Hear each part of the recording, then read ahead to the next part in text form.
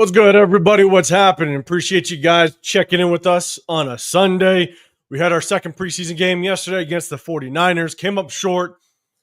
Last second field goal by the Niners. We end up losing at 19-22. And, man, have had just a chance to kind of really dive into the film, take a look at what, the good, the bad, the ugly, all that stuff. We're definitely going to kind of recap it. I'm going to bring up some of the stats from yesterday. Man, I'll tell you right now, after I got home, I went to the game, brought the wife and kids, man, had a hell of a time. Unfortunately, there wasn't enough Raider fans in that goddamn building, nothing but a sea of red. But I was able to come back home, and I rewatched that game probably twice, and then I rewatched it again twice earlier today, man, just to kind of get a good idea as to who really did well and who just flashed and what the rest of the game really looked like. And so we're going to dive into the stats. I'm going to bring it up. We're going to check it all out. But, man, I appreciate everybody popping in with us. Remember, hit that like button, subscribe, turn those notifications. We do a sub-only chat. It's just our way of showing thank you and showing our appreciation to our subscribers. So if you want to get in on the chat, hit that sub button. But, man, I got Chris, Protect the Show podcast, with us. Severe is going to be with us in just a little bit on Middle 5 Raider Real Talk Raider Nation, man. We appreciate everybody popping in with us. But, chat, I'm going to get to you in just a second. Chris, man, what's happening? How you feeling? I'm good, man. I'm good. Feel a lot better after this preseason game than the first one, of course. So, I mean, we still have a ways to go, but I will say that saw some good progression. I know we'll talk about it, but overall, I'm feeling good, man. How about you? You were at the game, man. I was at the game, and like I said, sucks that I felt like I sat around nothing but a bunch of 49er fans. But at the end of the day, man, again, brought the wife and kids and got to enjoy a game and hang out. And good thing is, as much as we were outnumbered in the stadium, you could still hear the Raider fans cheer. If we did something good, you could still hear it. And when the 49ers took the field, we still were booing them. So we definitely overshadowed any type of cheering that went on their end, even though we were probably outnumbered 3-1. But no, it was cool, man. It was a good showing out there and had a good time. And shout out to, honestly, a lot of just I guess you can call them, like the clubs, right? You got like the Black Hole clubs, like the chapter. You got TNBC, that type of stuff. They put on a ton of events. There was nothing but events going on Friday night, Saturday. It still bleeded into Saturday night after the game, man. Yeah. So shout to them. If anybody comes out here and tries to attend a Raider game, make sure you guys go check out just the events that are put on during every game day, the day before, leading up to it, man. It's just nothing but Raider fans out here. And we all know what Fremont's like. So it was cool, man. It wasn't too bad. So but, man, appreciate everybody rocking and popping in. Let's go. Let's say what's up to the chat. And chat, let me know. You can start asking some questions. We're going to go over just kind of our takes of the game. But, let us know. What were the highlights of the game? What were the lowlights? What were some of the things that you really liked? Let me know. Put it in the chat if you can't hit that hashtag Raiders just so it catches my eye. And just so you guys know, we're doing in a different format and more this like portrait or vertical format because shockingly enough, you guys know when we break down game film, well, ever since we started doing it in the offseason, YouTube didn't like it and started pinging us. Well, I think we might have fooled YouTube a little bit. The last game film breakdown didn't get pinged by YouTube, and so that's true. They let it fly. So, they left us alone. Exactly, and so we might continue to do it this way because last thing we want is YouTube shutting down videos. So right. But appreciate it. Yeah, let us know. What was your highlights? What'd you like about the game? But also, what were some of the lowlights? Some of the things you were disappointed about. But we're gonna say what's up to the chat. Where's the flag? What's going on, man? Appreciate you popping in with us. What's going on, Sacktown? What's happening? Isaiah in the building as well. Good seeing you. Jason Downs, what's good, man? Dre. Downs. Man, Dre, I don't know if you were with us on the last live, but, man, shout out to you. Willie Lampkin, man. You Willie said Lampkin it. Really is a dog. He's really a dog. Man, like you said it when we were doing the mock drafts, and as soon as you did, Severe checked out the film. He's like, "Oh man, oh shit, this kid might be pretty good." And Chris checked it out. I checked it out. I was like, "Damn!" And y'all know we started drafting him. He was a must draft. in the 6th and 7th round in that mock draft. But man, yeah, Dre, Willie Lampkin's doing his thing over there. Yeah, what's going on? Appreciate you popping in with us, man. Always good seeing you. Always support, man. I appreciate you. Let's see. What is this? Purple Roblox in the building. What's going on? My two said, what's up, man? What's going on? Appreciate you rolling with us. Kevin Lurker as well. Good seeing you. Troy, appreciate you pulling up with us. Cool, Kev. What's happening, man? Good seeing you checking in. Cool, Kev in the building. Let's see. Okay, I don't want to butcher it. Hialeah McKay. Leah McKay, man. Appreciate I'm a Raiders fan. Welcome. First time seeing you. And appreciate you hitting that sub button. Absolutely. What up, Lunatic? What's happening, man? Good seeing you.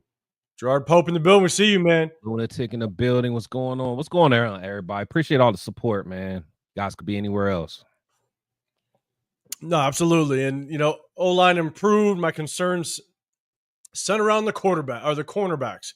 Oh, we're going to talk about it. Yes, you did, Dre. You tried to tell us, man. It was good, man. As soon as we saw it, too. Yes, hey, Willie Lamp's that guy. You turned us on him, man, without question. Troy Gill in the building. Myra G. Hey. Myra G in the building.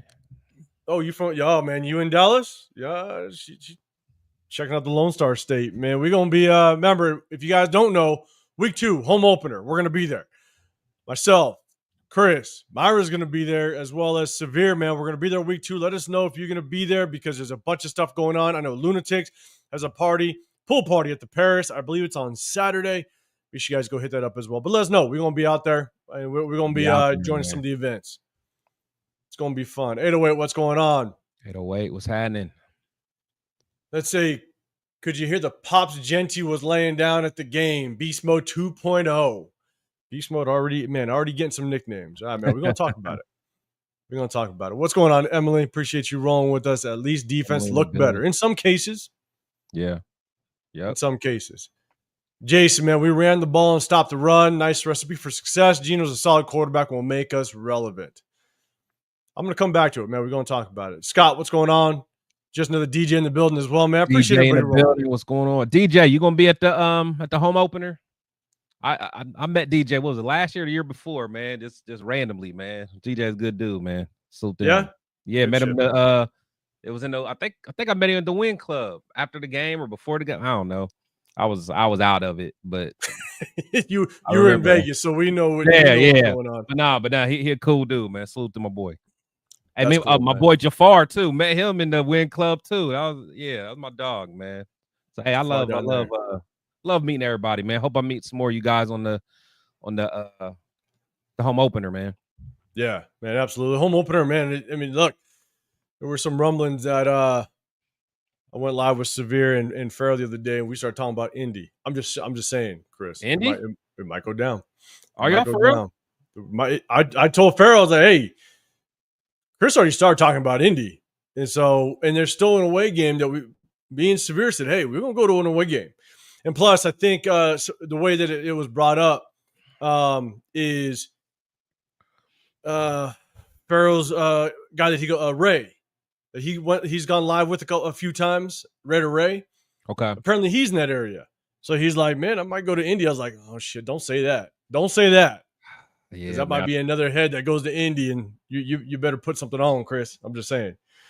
So yeah, we'll talk, man. We'll talk more about that. Yeah. Scott, what's going on, man? Good seeing you in the building. We got Chronicles as well.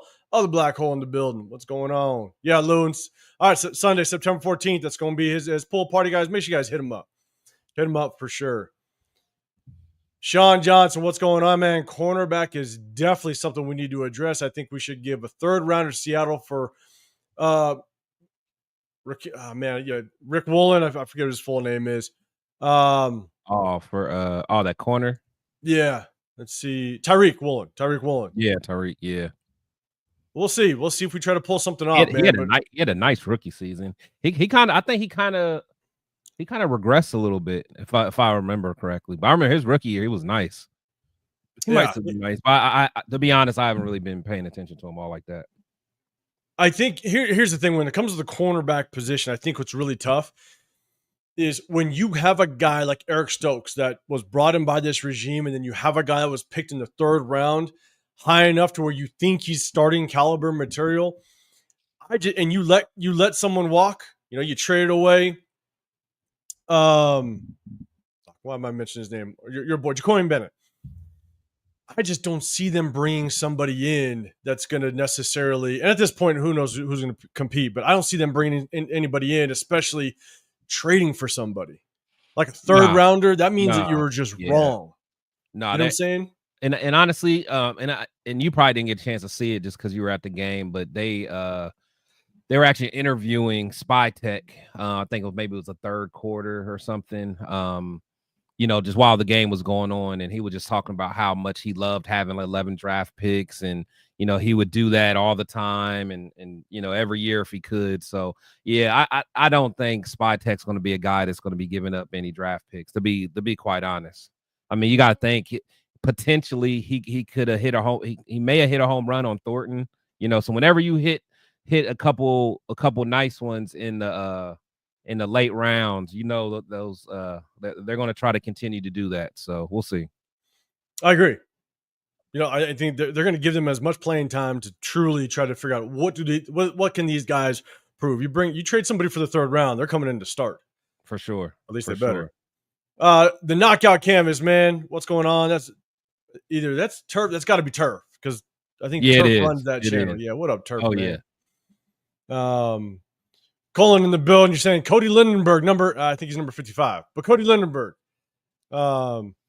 he showed out a little bit. Look, as a 6th rounder or 7th rounder, you're going to want to definitely participate or show some support in the special teams game, stuff like that. And so we'll kind of see how that works out. But man, I appreciate you pulling up. What up, Larry? What's going on? Kilpie as well, man. I appreciate you pulling up. I want to say what's up to everybody.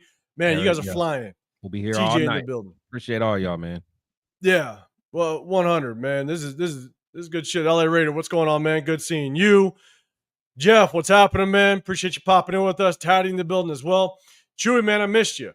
I missed you at the game, man. But man, we'll definitely link up next time the game goes on, man. But missed you. I was at the bar, but there was actually we were trying to link up at that Torch bar, man. There were so many people floating around that place, man. It was tough, man. Severe saying it. Indianapolis Rose. It's gonna happen. It's gonna happen. When is it? Hold on. Let me look, because yeah, you look it up. I'm gonna finish up saying what's up to everybody, man. Because everybody's popping in with us. What up, Lake Show Raider? What's happening, man? You're saying Ken Miller trash. We need a legit QB too. We're gonna talk about it. Let's see. All right, let's see. I'm gonna go back. I know some people are throwing some stuff out there. What's going on, Daniel? Appreciate you rocking with us as well. All right, L11, what's happening, man? Appreciate you rolling. Okay. All right. So let's do this. I'm actually gonna be out of town for that. Oh man. Nah, for real. I'm gonna be on a cruise. I went crazy. I think I'm obsessed with cruises now, man. Oh man, I bet you are. Especially now I get them free. I get these balcony rooms for free. So because I gambled a lot, so they just be throwing rooms at me. So yeah, I'm actually gonna do So watch out. All right. All inclusive, huh? Belly out all fall. All fall. Damn it. All right. So look, let's talk about it a little bit. First, anyway, Raider, man, you came out and you said you could hear the pops from Genty laying it down at the game, Beast Mode 2.0. One upside is, look, Genty was able to kind of come out and have some success. And the one thing is, and we'll definitely take just some of the initial takes from it. And here's my first one, and then Chris, I'll throw it to you, because if we look at just the run game, I got to give some credit to this offensive line. Because, you know what, I'll go ahead and as we talk, I'll kind of share the screen. We're going to be a little offset. But let's take a look. You got Genty. He was 7 carries, 33 yards, 4.7 yards per carry with 1 touchdown and a long of 13 yards. I think that 13-yarder was when he ran somebody over. And he got a couple catches out of the backfield. Obviously laid the boom a little bit on that catch out of the backfield. And so here's the thing. One thing I got to give credit to is if you look at the 7 carries that he had, I counted 4 out of those 7 carries. He wasn't touched until he got to the second level. Yeah. And that's just a damn good job of the interior offensive lineman. Now, there wasn't a whole lot of starters on that D-line, so, Right. Can't get too excited just yet. But you got to give credit where credit's due. Any running back is going to do pretty damn good when you're not touched until the second level. And so, as much as Genty, had a good showing, looked a little bit better, definitely better than before, that offensive line actually did a pretty good job of just kind of getting him untouched until the second level. So, man, Chris, what was your first thought? Just kind of on Genty and just kind of how he carried the football. Yeah, no, I saw some things that I like. One of the biggest things, of course, we keep talking about it. With Genty is like we all know that he can play. We all know that that he's he could be a special athlete. I think at least the 3 of us specifically, we were just like, will his skill set translate? And his skill set is good vision, but more importantly, broken tackles. Is he going to be able to be elusive enough?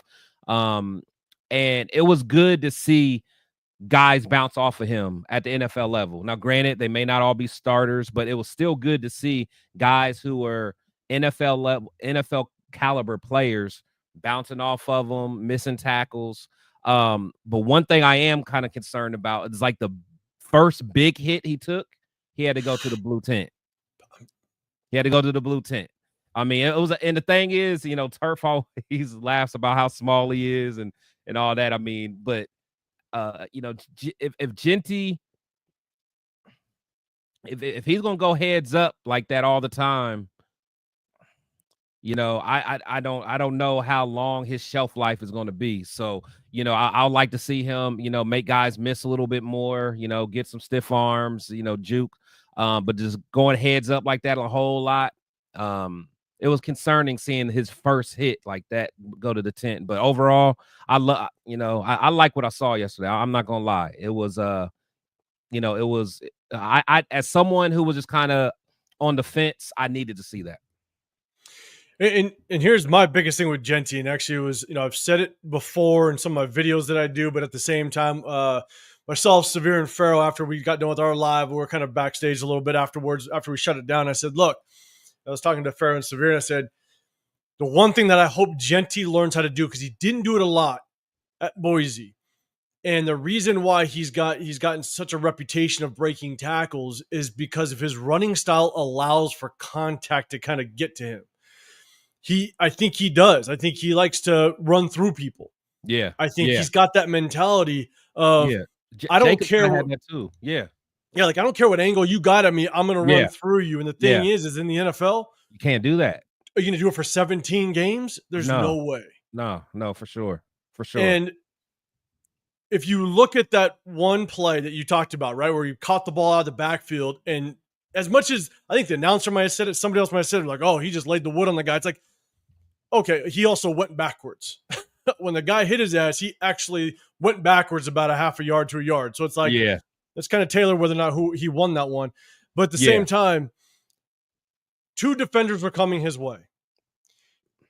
And I've always taught, whenever I would, whenever I was the offensive coordinator, for the teams that I coach, and I had a running back, I said, look, lower your shoulder. If you want to run through somebody, run through half a man. Take on a half a man. Do not put your helmet square into the center of the guy. You're doing the defender a favor. Me playing linebacker the majority of my life, I loved it when a running back just wanted to run right through me, because you're doing me a favor. You're giving me your entire body to get contact with. The thing is that when you're a running back, no.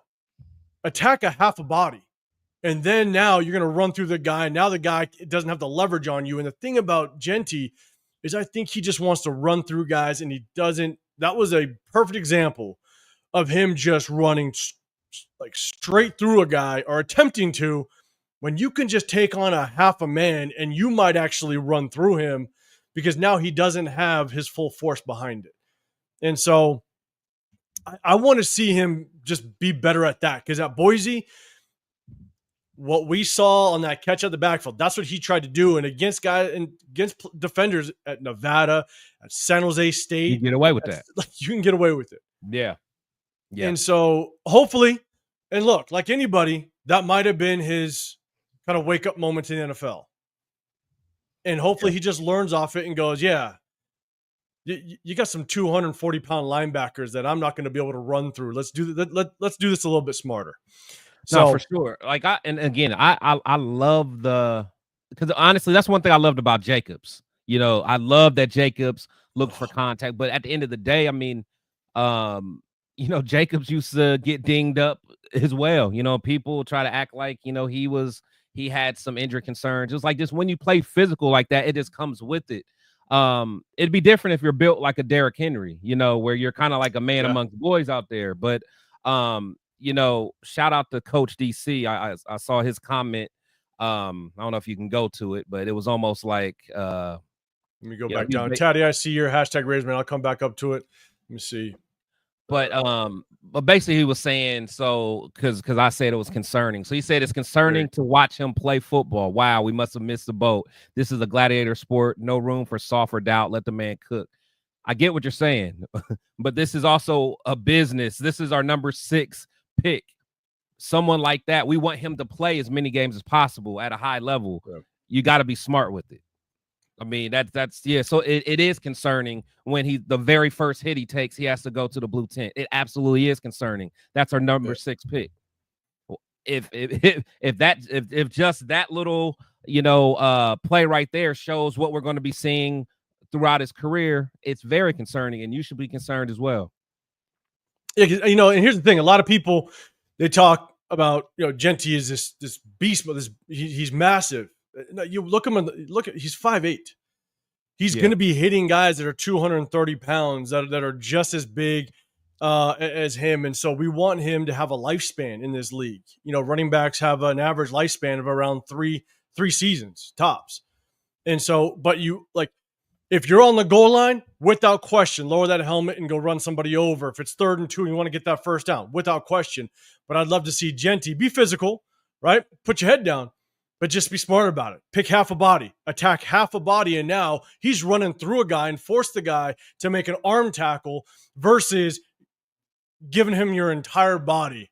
And then that's what happens. Then he finds himself in the blue tent, unfortunately. You know what I'm saying? And so, look, it's all about being smarter. Go ahead, Chris. No, you're right. Because at the end of the day, man, it's like, I mean, I don't think we're that deep at running back. So, if he has to sit, how confident are we for Mostert to get, a whole lot of carries? Mostert has a lot of injury issues. Zeus had, he actually had a few plays. But at the end of the day, man, it's like we just gotta be smart. That's all I'm saying. I love the physicality of football. I'm all about it. But one thing about during the Josh Jacobs, during his best time with us, he was our bell cow. Arguably probably ran him a little too much. We should have been able to mix it up a little bit, and then so I don't know. But all I do know is I will always be concerned when our running back takes on a hit and goes to the blue tent. I will always be concerned about that. But and to your point though, look at Derrick Henry. Derrick Henry is one of the biggest running backs, if not the biggest running back in the NFL. He does a very good job of breaking a ton of arm tackles because he's not always just lowering his helmet and trying to run through somebody. Yeah, he don't take. Yeah, that's true. He does a really good job of attacking half a body, and now he's running through arm tackles. Facts. That's how you want to run in the NFL if you want to have a sustained career. So, Taddy, what's going on, man? Appreciate the hashtag Raiders. Genty's tough running style is going to mask Geno's red zone issues. If we can run it that consistently, we don't have to rely on Geno in the red zone as much. What do y'all think? His first attempt was good. Second attempt, he just got kind of stood up on the goal line and reached over. Did a good job, but we'll just see how well he does on the goal line as a whole. That first attempt was not very good. It looked like he just kind of laid down a yard short of the goal line. And so I definitely want to see just more work on the goal line, short yard situation, to just kind of see how he plays out. Chris, you got anything on that?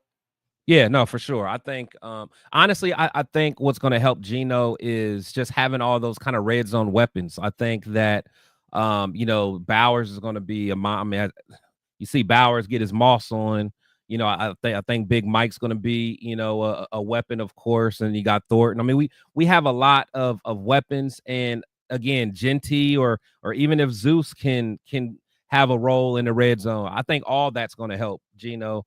And honestly, I think Chip Kelly's going to help Geno. So I think a lot of things can really help Geno in the red zone this year. Even if we look back at all the notes that we heard about the joint practice, like I heard during team, the offense kind of struggled a little bit, but I heard in red zone, they were cooking, so that was something that we always gotta think about, man. So we'll see. Yeah, what up, Jensen? What's going on, man? Yeah, we couldn't link up, but hey, I think I saw you and Blue were there kind of hanging out, having a good time, man. Shout out, man. It's good to just always good to have Raider fans in our goddamn stadium. All right, see Rocky, what's going on, man? I see you. Appreciate you rolling in with us as well. Hey, SoCal Sal, go ahead and snipe Mr. Jones, man. Go ahead and snipe him. Let's see. I'm gonna try to. What up, Raider Paul, man? I see you as well. What's going on, man? Let's see. All right. Raider Junkie Cisco, AOC Hot Garbage. Let's talk about those quarterbacks. We're going to get into the quarterbacks a little bit. Let's kind of, I'll scroll up a little. We had Geno Smith. We'll talk about Geno first. I'm going to kind of scroll down. Appreciate everybody rolling. Remember, hit that hashtag Raiders. If you have a question or if it's a comment of what we're talking about, hit that hashtag so I could definitely bring it up. Alec, what's going on, man? I'm going to try to say what's up to as many people as I can. You guys are flying. I appreciate the chat. And then you got Turf, man, with his actual Raider page. What's going on, man? Appreciate you rolling with us. He was definitely winding up that shoulder as well. Yeah. And Turf, you're a running back, can't take that punishment consistently. Got to be a little bit smarter, especially how physical this game is. 17 games, man. You got to last. All right, let's see. All right. See, Coach DC, you just won them like you're giving me like just those like I just want to be a tough guy vibes. That's the vibe I'm getting from you, big dog. And if you want to be that way, more power to you. You have fun in life, man. Some people just want to be tough guys walking around. I get it. What up, Dixon? All right, are we cutting Tyree? We're gonna talk about Tyree. We're gonna get to that side. Don't worry, I appreciate you. All right, let's talk about Geno. Everybody, let me know how Geno did. What you guys like. So Chris, I'm gonna throw it to you first, man. What were your thoughts about Geno? I will say I do like Geno taking those deep shots. And honestly, a couple of those, man. I mean, we're talking about inches away. The one from Thornton. I mean, there were some good balls, man. So damn, pause. That all sound crazy. But your chat's in the building. I don't know yeah, I'm about to say LS isn't here yet, so I think we are all right. Cool Kev here though, so we'll see. Dixon's in here though. Yeah, for sure. But I think ultimately, I mean, he looked pretty good. You could tell that the game plan was to take those shots. They were yeah, that was wild. But yeah, to take those shots and he did it, and I think that's going to be a goal of theirs is to take those, deep shots with Thornton to make that defense respect it right away. Say, hey, we're going to take those shots. You better put a safety back there. Now the box is a little bit lighter. Bowers, do your thing. Genty, do your thing. So we'll see. Yeah, I'm with you. I think what Geno showed was he did a very good job of just kind of spreading that ball around. Like, I really want him to get that chemistry and that timing down with Deontay Thornton. That's a couple times now. They try to hit the ball deep a little bit. They tried basically twice. One, Geno Smith overshot him, and the thing was, Geno Smith, as soon as you overshot him, everybody panned to him. And Geno Smith was like, "Man, almost." It's like almost ain't gonna cut it, man. Those are the big plays we need. We haven't been able to see someone stretch the field deep in a very long time. Trey Tucker's been struggling to be able to do that. We haven't had a receiver that's going to be able to force those safeties to play back. And those are the opportunities. If you want to be a good football team, you got to be able to hit on those opportunities. You can't just miss them. And at the end of the day, I think they tried again. I think it was actually that same series where Geno tried to hit Deontay Thornton and the corner just stayed on top. And that's kind of Robert Saleh's defense. Robert Saleh's defense does a very good job of we're not going to let you get anything on top.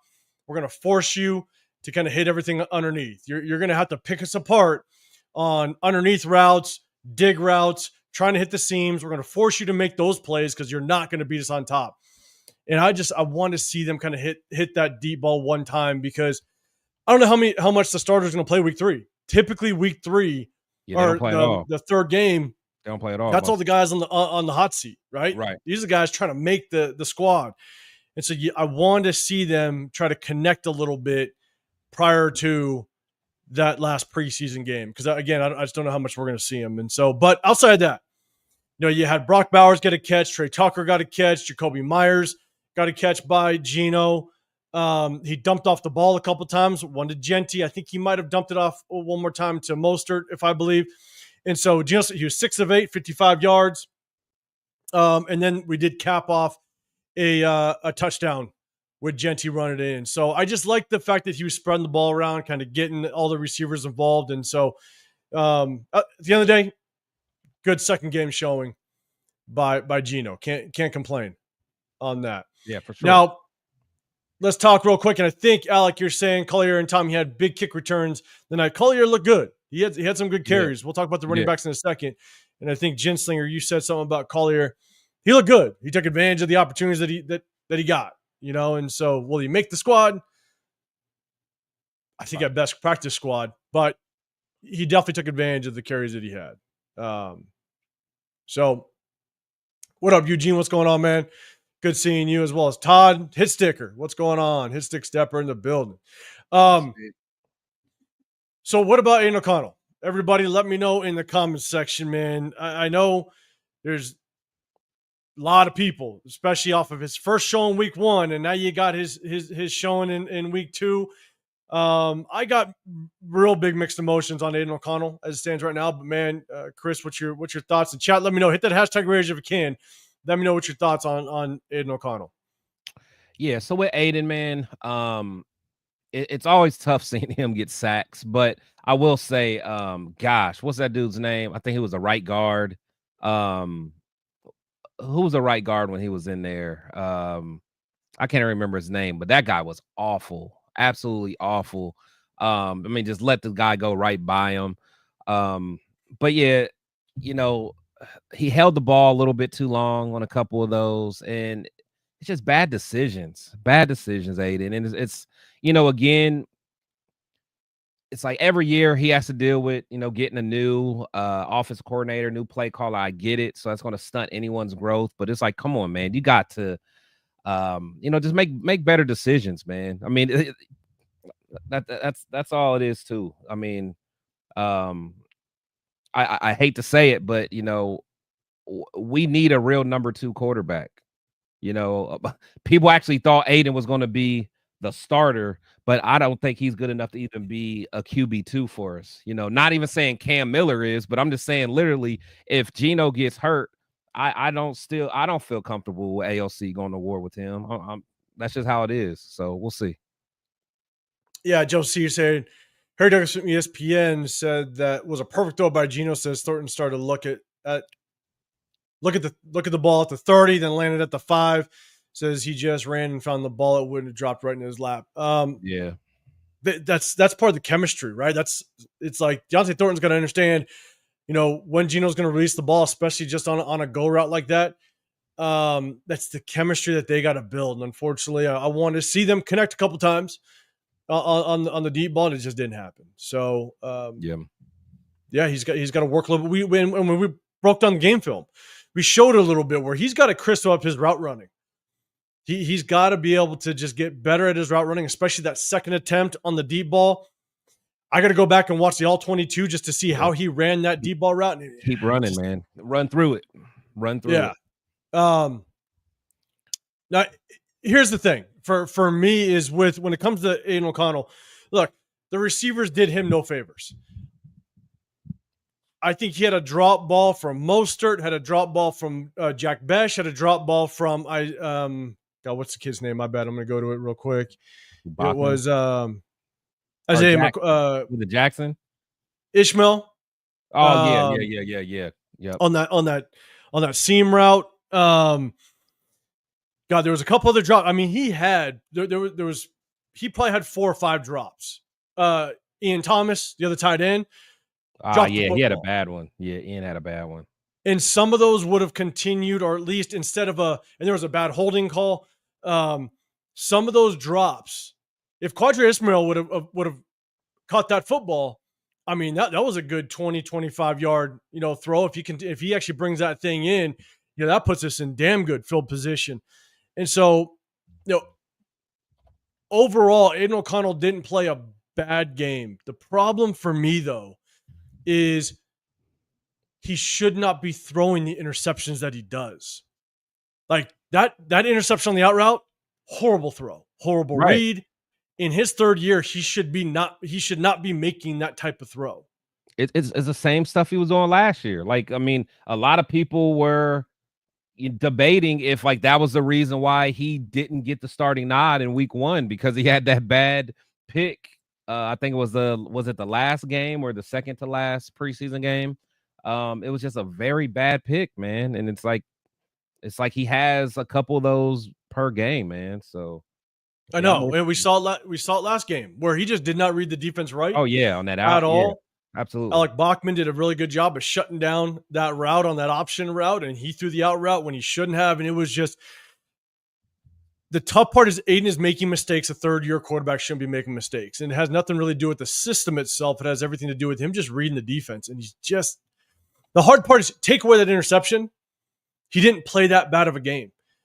And I actually have a lot of issues with the interior backups of this offensive line, and that's something we're going to kind of get to in the offensive line. That Mafi was that Mafi may have been one of the worst offensive linemen I've seen. Period.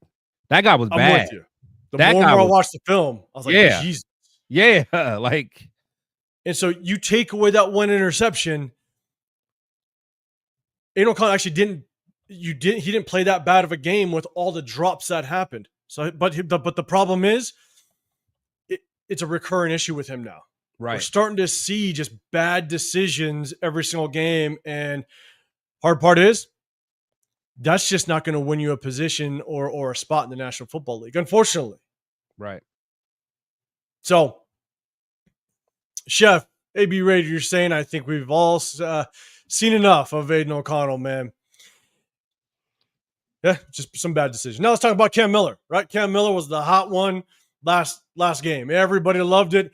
You got Dixon, man. You're saying the new flavor. Cam Miller, QB2 already. I think he was kind of brought down to earth a little bit this game, right? I mean, it's just look, that's definitely humbled.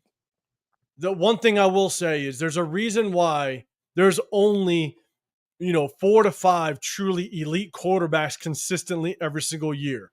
Because all it takes is for a defense coordinator to get some film on you, and then they're going to figure you out. Then they're going to understand kind of what your tendencies are. That's why what your weaknesses are, and they're going to do their best to expose it. And so, I think for Cam Miller, as much as he did very well last game, I'm not going to knock him for that last interception. I'm not going to knock him for him trying to get out of the pocket and him getting hawked down a couple times.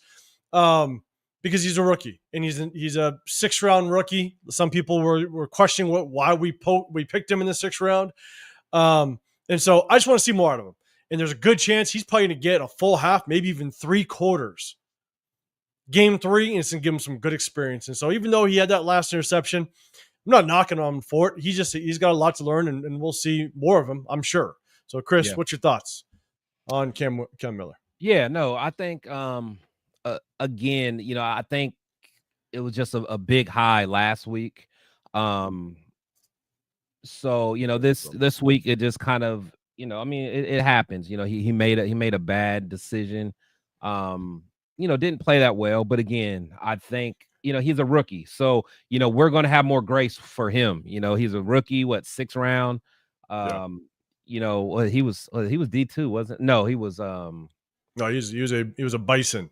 North Dakota. Right, he was Bison. Yeah. So so honestly, I do want to see more because again, if he is in a true QB2 battle, that's not good enough. You know what I'm saying? Like I remember like knowing when we had Stidham as a backup, like feeling comfortable, feeling like, okay, we got a guy. I mean, again, he's not going to be, everything, but a guy that can come in and instead he did come in when he needed to and play the heck of a game. So if he's truly going to fight for that QB2, just I need to see more reps. I just need to see him progress. Again, he's a rookie. As long as he does not regress and just continues getting better, I'll be okay with it. But I like, his, some of the physical traits of him. He can move. He seems to have pretty good poise in the pocket. But we just got to see more. Still early. Yeah. Is saying we got to keep LC. Miller isn't ready yet, and yeah, for sure. 100% agree. For sure. Yep. And Chris, I think that's kind of what you're saying is like, look, last thing you want to do is throw a young rookie, especially coming from an FCS school, like especially coming from a school like North Dakota. Like, I don't want all of a sudden get rid of Aaron O'Connell and then all of a sudden Geno goes down and Miller's our answer. Like, you might as well just watch the season goodbye because if he has promise, let him sit and learn. Just let him sit and learn. Don't throw him into the wolves. That's why you draft. You literally draft him for the long-term plan to see if he could potentially be someone down the line. There should be no plans for him to get any real time or reps or snaps this season. And honestly, I don't know. Do you think that we keep 3 quarterbacks or do you think we try to stash him on the practice squad? I and think if so, did someone get him? Huh? I think we keep 3. Keep 3. It would be, in my opinion. I agree. Yeah, if you spend a draft pick on him, you got to. I think that's the biggest point, right? I think we drafted him, so you keep him. You keep him, and you make sure because on the practice squad, anybody can swoop him up. Somebody, for sure. It would be idiotic for them to let him go to the practice squad, someone swoop him up, and you just lose out on that. Exactly. That's a good point. So, Joel, hey, you're gonna walk on, all right, man. We're gonna see what you got. You got about 1 week left before big cuts, man. You get your ass over there. Let's see, Dixon. You're saying the playbooks can be very limited if AOC goes in. Yeah, maybe we'll see just kind of how Chip Kelly works. But at the end of the day, I think we all, like most of us, not all, because the nation is divided as always. But I think no matter what, you keep Aiden O'Connell on this squad. It may not have been the best decision to keep him as a backup, and that's on the front office, and that's on John Spytek. But at the end of the day, if Cam Miller has any promise, I don't want to throw him in year 1. Let him learn and sit. And I just don't know how much more success we'd have if Cam Miller goes in there.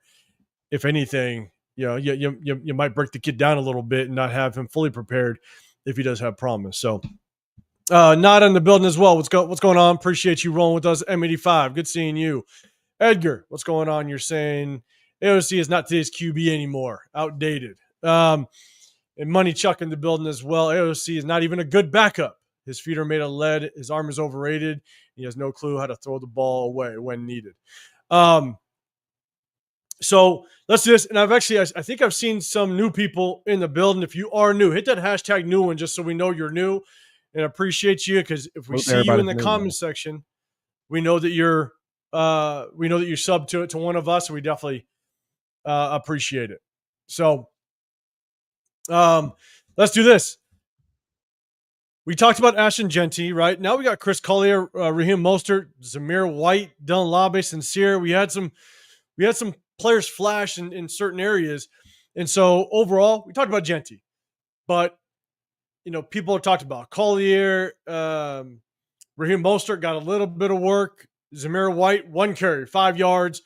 Dylan Labe did at least some work on special teams. So, Chris, man, any thoughts? Chat, let us know. Hit that hashtag Raiders. Any thoughts on this running back room? Man, we might keep 4, and I think it's going to be this week 3 preseason matchup. It's going to be competitive in that running back room.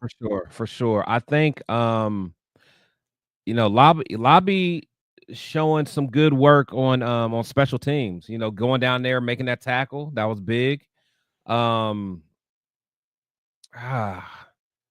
Collier, I think Collier. Definitely think he's going to be a man out. However, he's a guy that we may be able to stash. Mostert, to be honest,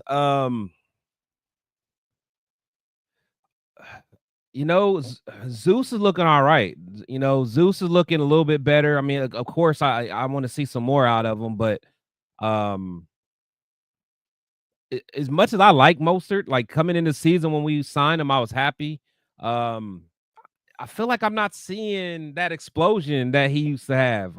Like he used to almost be like a guy I'm not gonna say like Chris Johnson, but it was like a guy that like when he got the ball, it's like that could be a home run.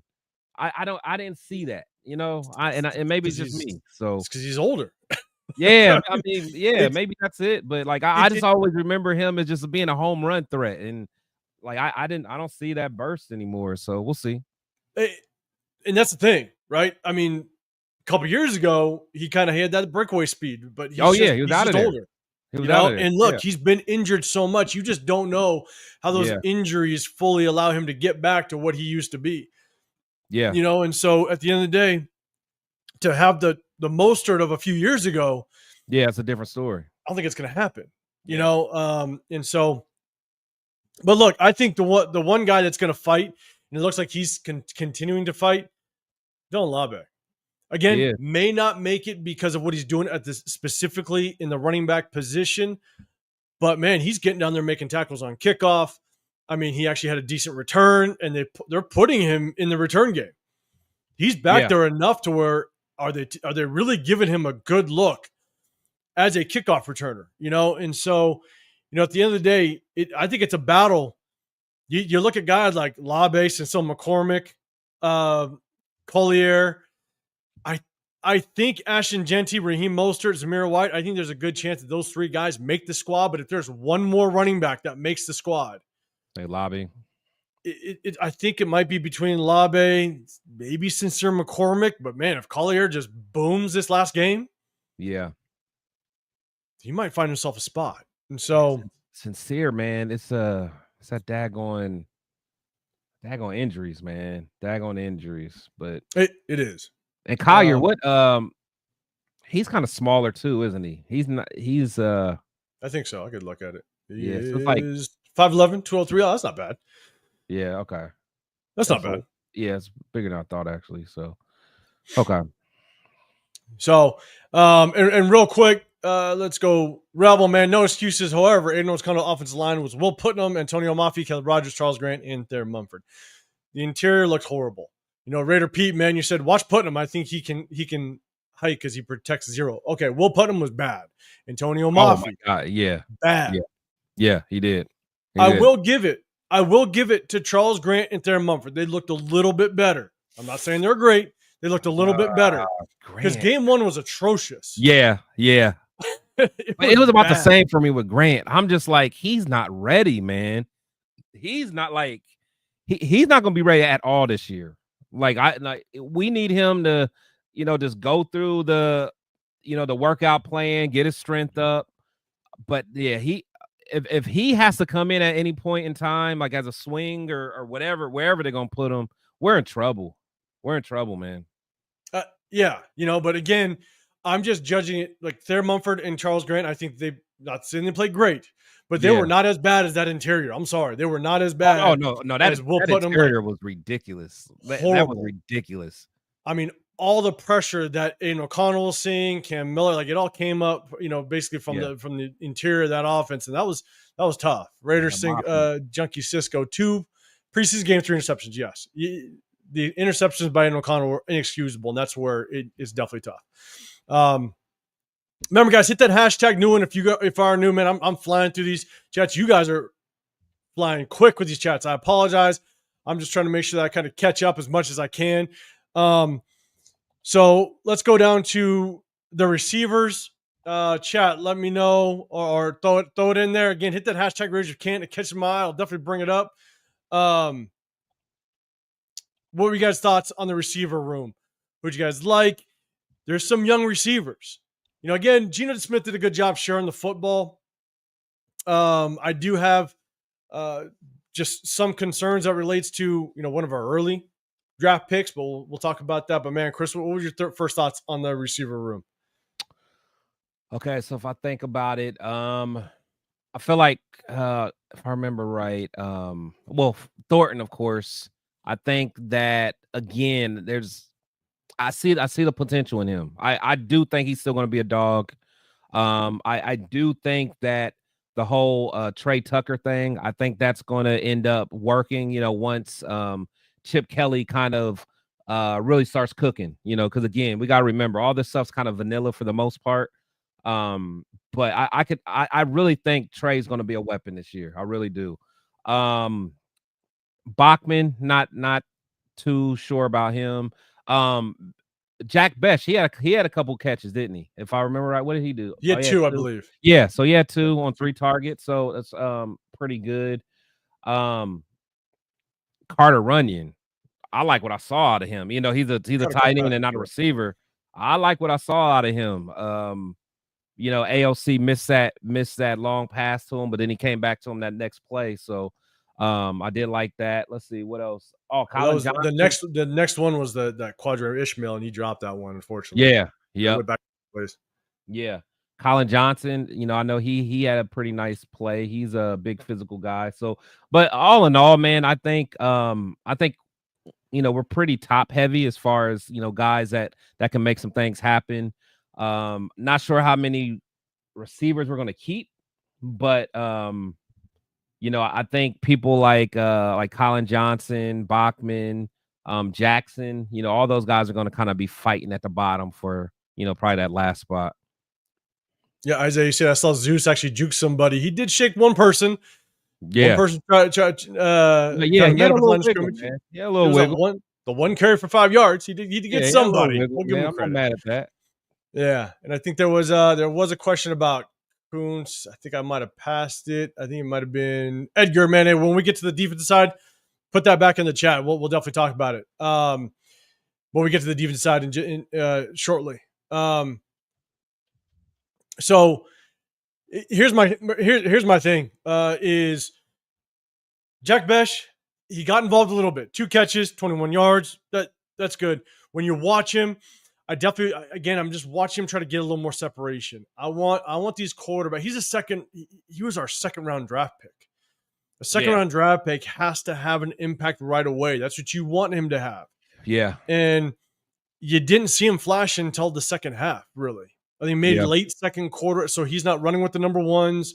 You know, I think there's a plan later down the road with him. In my opinion, I think he is the Jacoby Myers replacement. I think that's why they brought him in. And so I think that may be the plan, but I can't see him playing that role, honestly. Well, I'm not saying I agree with it. I'm with you. No, I feel you though. I definitely feel you. But I think that's the plan. And so I think they're prepping him, and that's why we haven't seen a Jacoby Myers extension. I don't think we're going to extend him at all because I think that was the plan. Jack Besh is going to be the replacement. I don't agree with it, but it's you said that from the beginning too. You said that from the day we drafted him. So yeah, like I was sitting with Leo, and that was the first thing out of my mouth. I was like, damn it. But with Jack Besh, I want to see just more separation. You know, he does a good job of finding the soft spots in zone and stuff. But when it comes to one-on-one, I want these quarterbacks to be looking at him majority of the time and just having the confidence that I can go there and I know he's going to have separation and I know he's going to be open. And that's what I'm hoping for, but I just don't see it in the last couple of game films. And so we'll see if he gets a lot of playing time in that third game. We're definitely going to see if he can make that happen. That first, I almost feel like that first target for him, that he went on a fly, right? He had that one-on-one, didn't he? If I remember right, at the top of the over his shoulder, and he dropped it. Was it? Or it was down the far sideline. Okay, but I didn't think I thought it was just kind of. I thought it was overthrown a little bit, but I can't remember. You might be right though. Yeah, and Martinez, man, yeah, no. It's Real Talk Raider Nation, man. All good, man. But I appreciate you. And if you sub to Chris, and hey, if you haven't, Everybody, make sure you guys sub to this other guy right here. This guy popping in with us right now. Samir's in the building. What shirt you got building. on, man? What shirt you got on? He always got the fire joints for us, the Boondocks. Severe in the building. What's going on? What's going on, gentlemen? Can you hear me? Yep, you good. Yes, What's sir, going yes, on, sir. man? Hey, guys, if you guys haven't, make sure you guys hit that like button, subscribe. Severe popping in with us. You got Chris Tech Show podcast on Made of 5 Raider Real Talk. Raider Nation, man. Severe, what's going on, man? How you feeling? Feeling good, man. You know, at this walkthrough, my son's team, they have I have to be careful with my language because some things were banned. They have a joint practice with the team on Tuesday, so you know, we guys getting ready for that.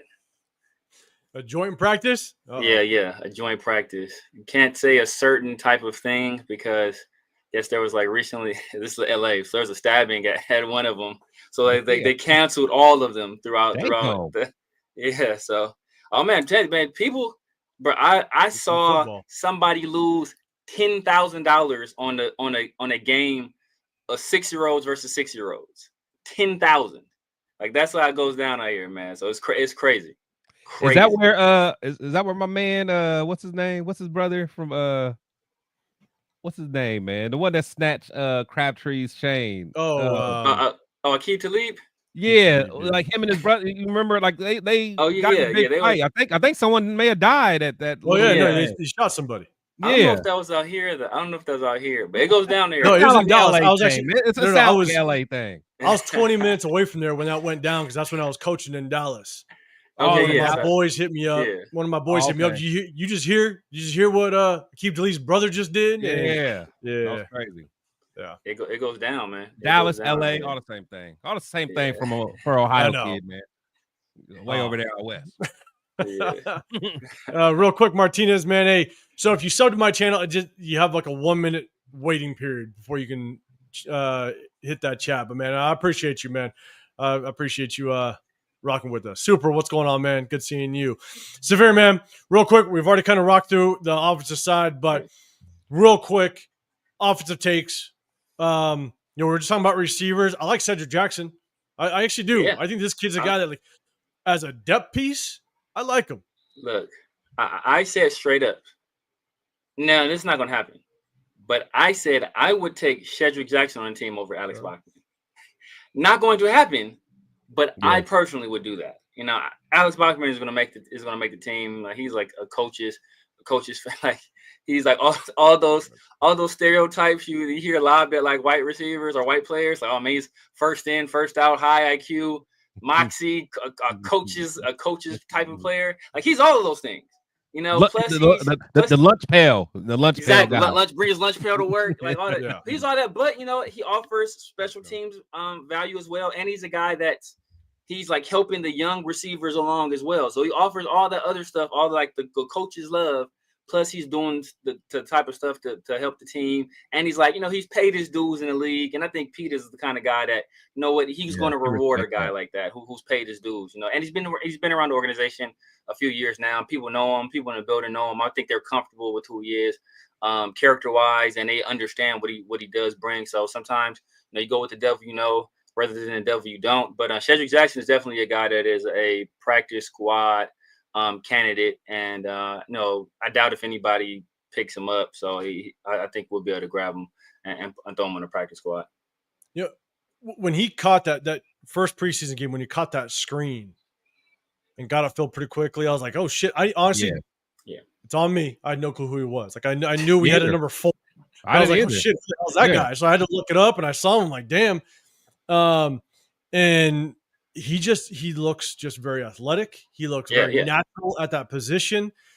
And again, we're not talking about starting material. We're looking at a depth piece. Now, I think between him and Alex Bachman, that's a hell of a competition.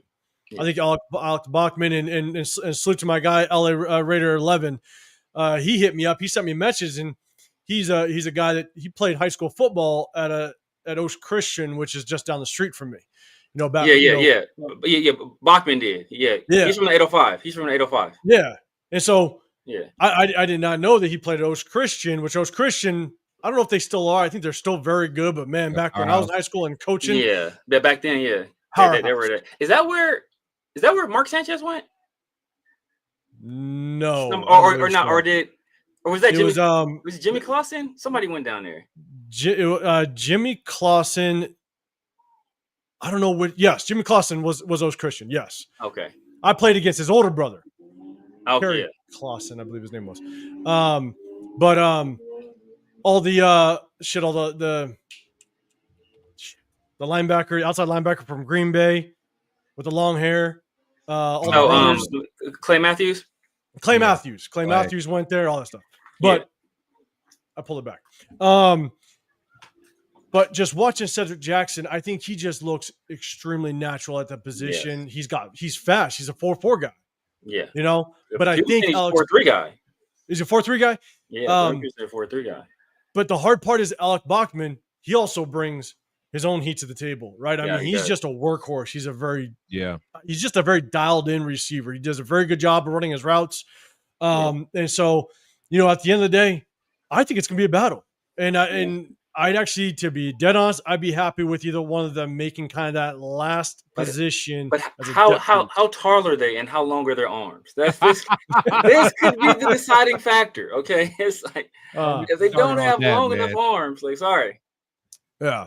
What up, Damien? What's going on, man? Appreciate you pulling in with us. Appreciate it. What up, Edgar? Man, I'm trying to see what's up. John, I see you. What's going on, man?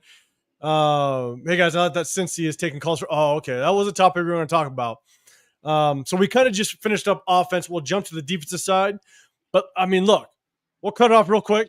We hit up offense, cool. We'll jump to the defensive side in a second, but let's talk about this topic, man. John, we were going to talk about it. That's kind of the hot topic right now. So chat, let me know. Would you guys want to go after Trey Hendrickson?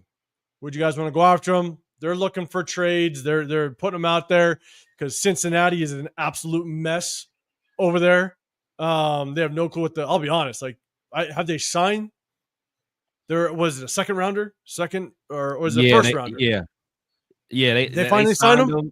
They signed him, and the fans want this guy I work with. He's a diehard fan, and everything that he's saying about this guy reminds me of Tyree Wilson. I think he's going to be a Tyree Wilson, man.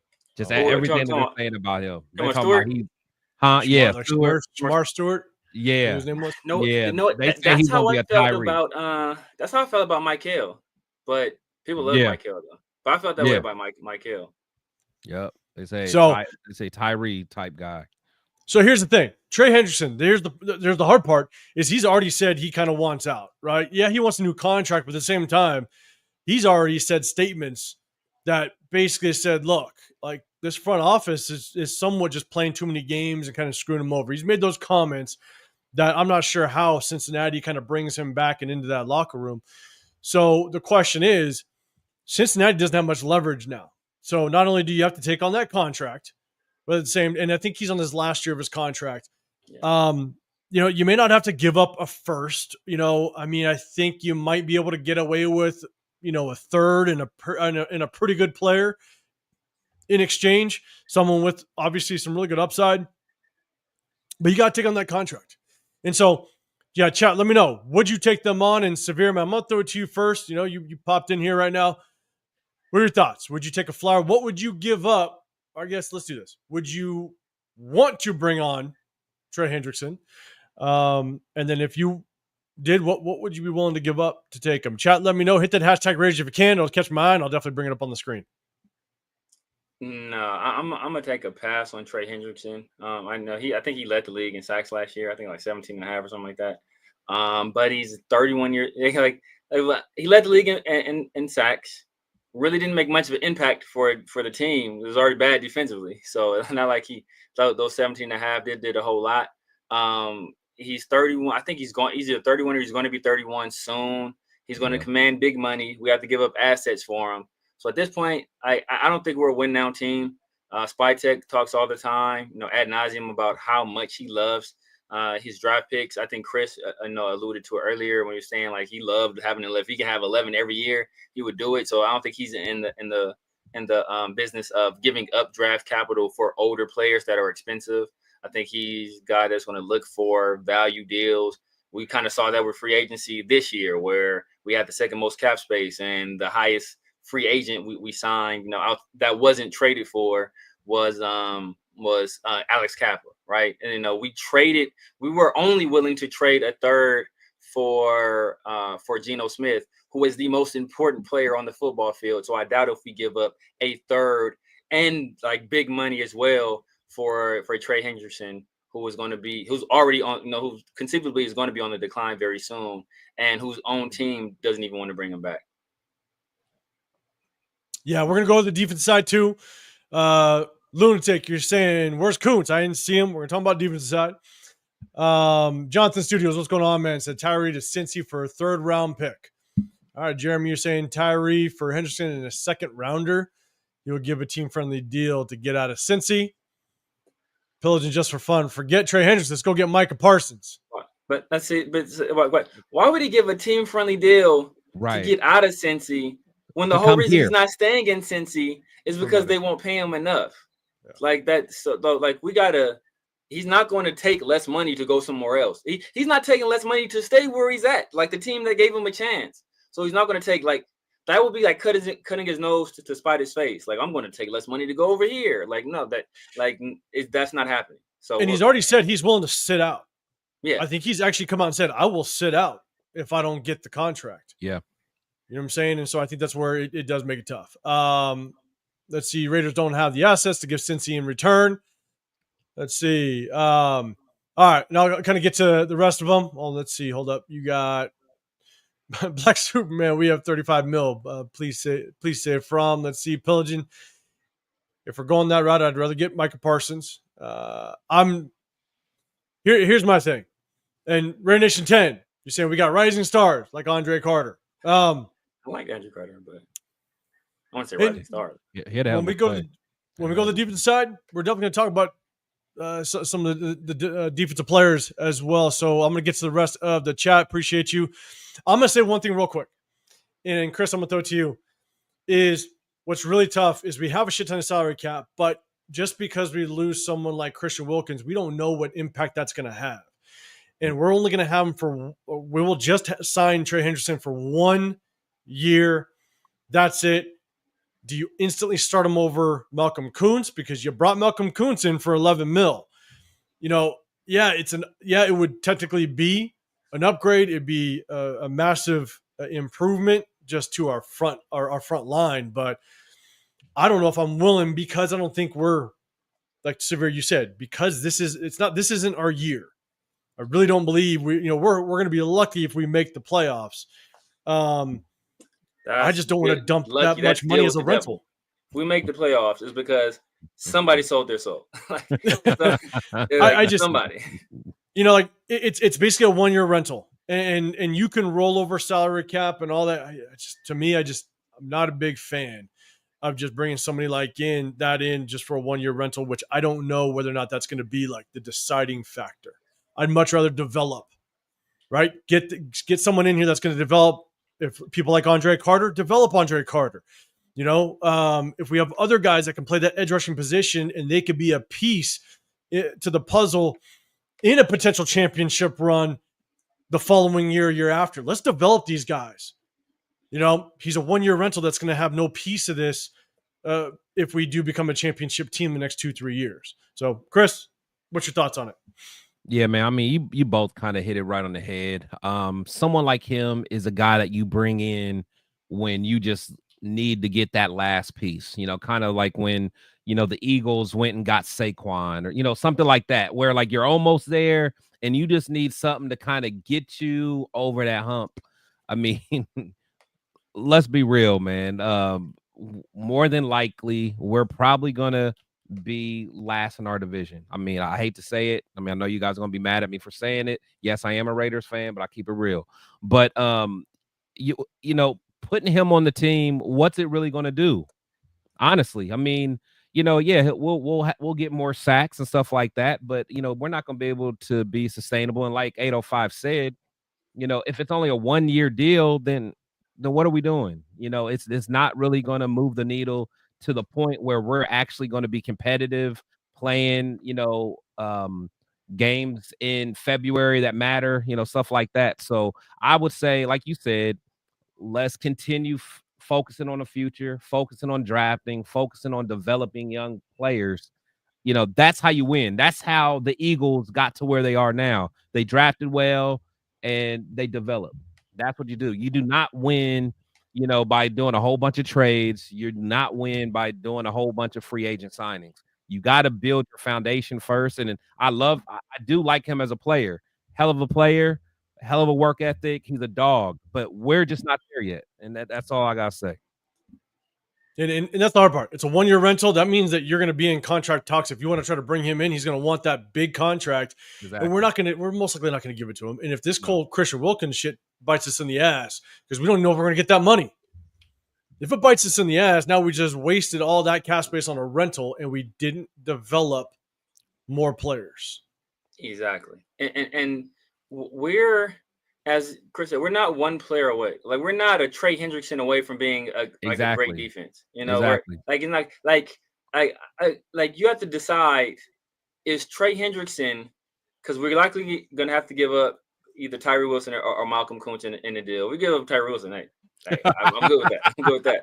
But you have to make the decision going forward. Is losing that 3rd round pick that we're likely going to have to give up, and Tyree Wilson, whatever value you think he has, and the snaps that a guy like Malcolm Kuntz would lose. Like, is Trey Hendrickson worth missing out on all of that? So whatever potential you think Malcolm Kuntz has, however good you think Tyree Wilson is, and whatever you think we can do with that 3rd round pick. Now, whether or not you like this previous draft, we got some talent there. And I think we need to stack like at least 2 more of these kind of drafts, right? Last year, the Brock Bowers draft, we got great value and we got really good players. This year, I think we got some good players. Not the best value, but I think we got good players. If you keep stacking drafts on drafts, that's how you build your roster. Not making these like massive trades, right? So, like, if it's a sneaky trade, hey, for like a under the radar guy, okay, I'm good with that, but not for a guy that's 31, probably going to be on the decline in a year or two, right when we're hitting our stride.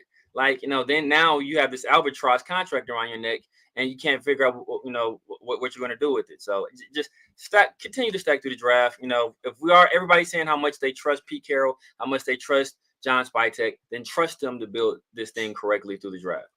Yeah, and for sure. And honestly, if you think about it, like, if we did get Hendricks, like, we're talking about paying him at least double of what Kuntz is getting. Exactly. I mean, we really got Kuntz on a hell of a deal.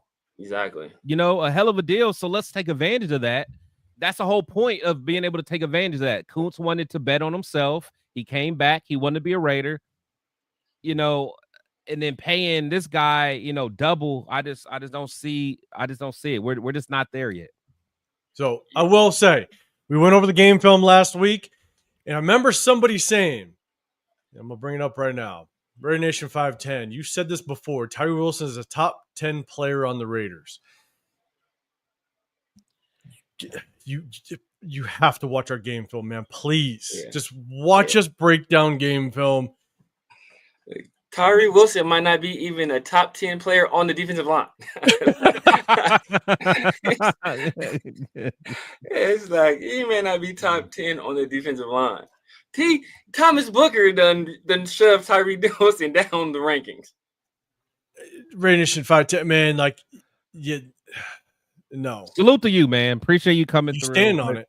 Yeah, it's like, man, you got to watch. People have their favorites. Everybody has their favorites on the team. Everyone. I've had some guys in the past where I'm like, hey, man, that's my guy. I'm hoping it. I'm pulling for him.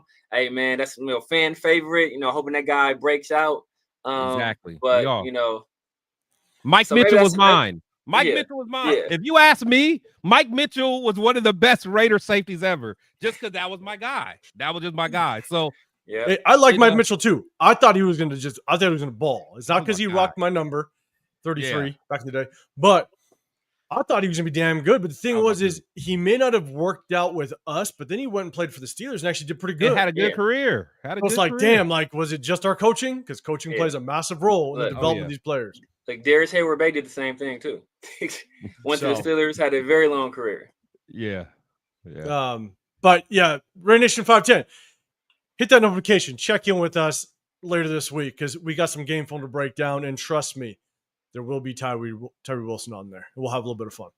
All right. So let's do this. We kind of talked about that. Let's see. And at the same time, I'll kind of finish it with this. The biggest stickler on this whole thing with Trey Hendrickson is I wouldn't trade draft picks. I don't want to give up any draft picks for a rental because I want to develop and have all the draft picks to be able to develop young talent and build through the draft. And so I'm not giving up any draft picks for a 1-year rental. So, Loon, you're saying Eagles just made another trade with Houston. What was the trade, man? I don't know. Do you guys know what the trade is? I think they got that receiver.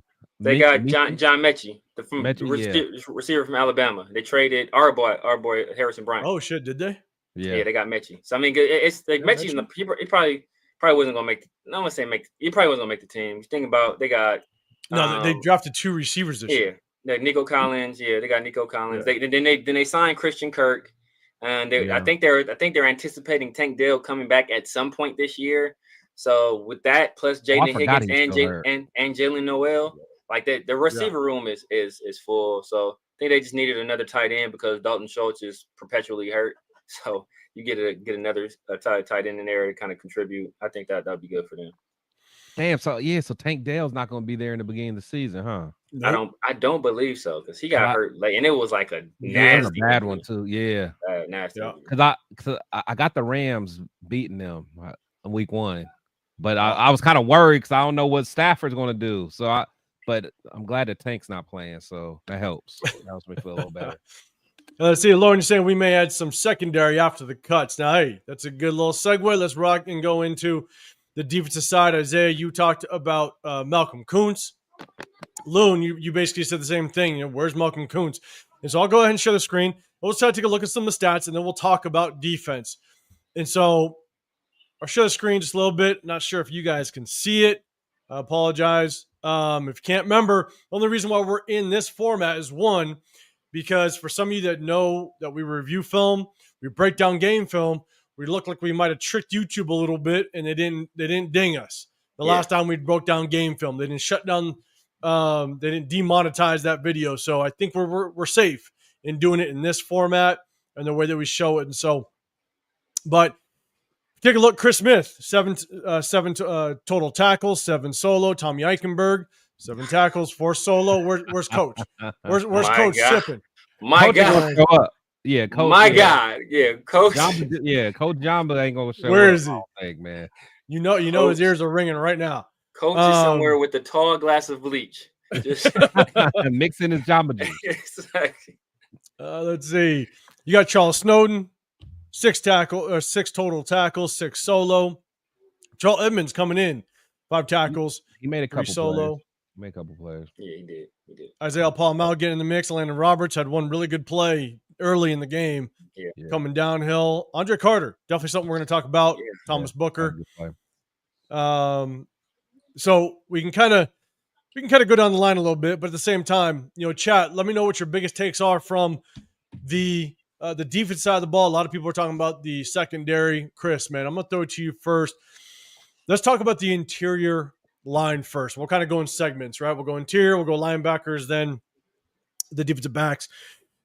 What are your thoughts? Any big takes from the interior defensive line, even from edge rushers? From the interior line, my man, what's his name? Butler. Butler had a play. He hit a play early on. But one thing I will say, Booker, I saw Booker got the start. I think he may have had a play, but he didn't make too much of an impact. From a lot of the plays that I saw. I'm trying to think. I feel like Jonah had a nice play. He did. Yeah, he had a real nice play. Very nice play. And the thing is, it's hard to really judge the interior line until you really go back and really watch the film, because exactly. unless they get like a tackle for loss or they really blow up the offensive line, it's hard to really know their impact. But just off the top of my head, that's I remember those plays. I'm trying to think. Someone else made God. Well, no, Carter. Is Carter an end? Yeah, he's an end. But But you talk about whoever you want to talk about. Anybody on the line at this point. So those are the guys that kind of just stood out to me, just with making like some splash plays. And Severe, I'll throw it to you, but I do want to say this because we talked about the offensive line a little bit earlier. I think the starting offensive line did a better job, and we broke down some game film with JPJ week 1, and there was definitely some concerns. Yeah. I want to throw this out there and talk. I think he did better this week. Just as a whole, that offensive line did better. Now they're going against backup defensive linemen. I think the only starter was their left edge rusher. Obviously, Bosa wasn't starting.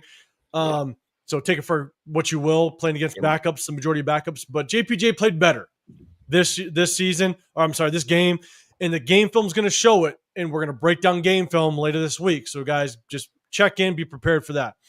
And so I just want to throw that out there. I didn't say it before. So anytime that we point something out, if it does get better, I definitely want to give them their credit as well.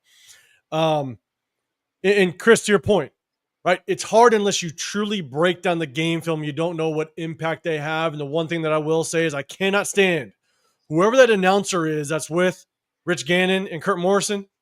The other guy.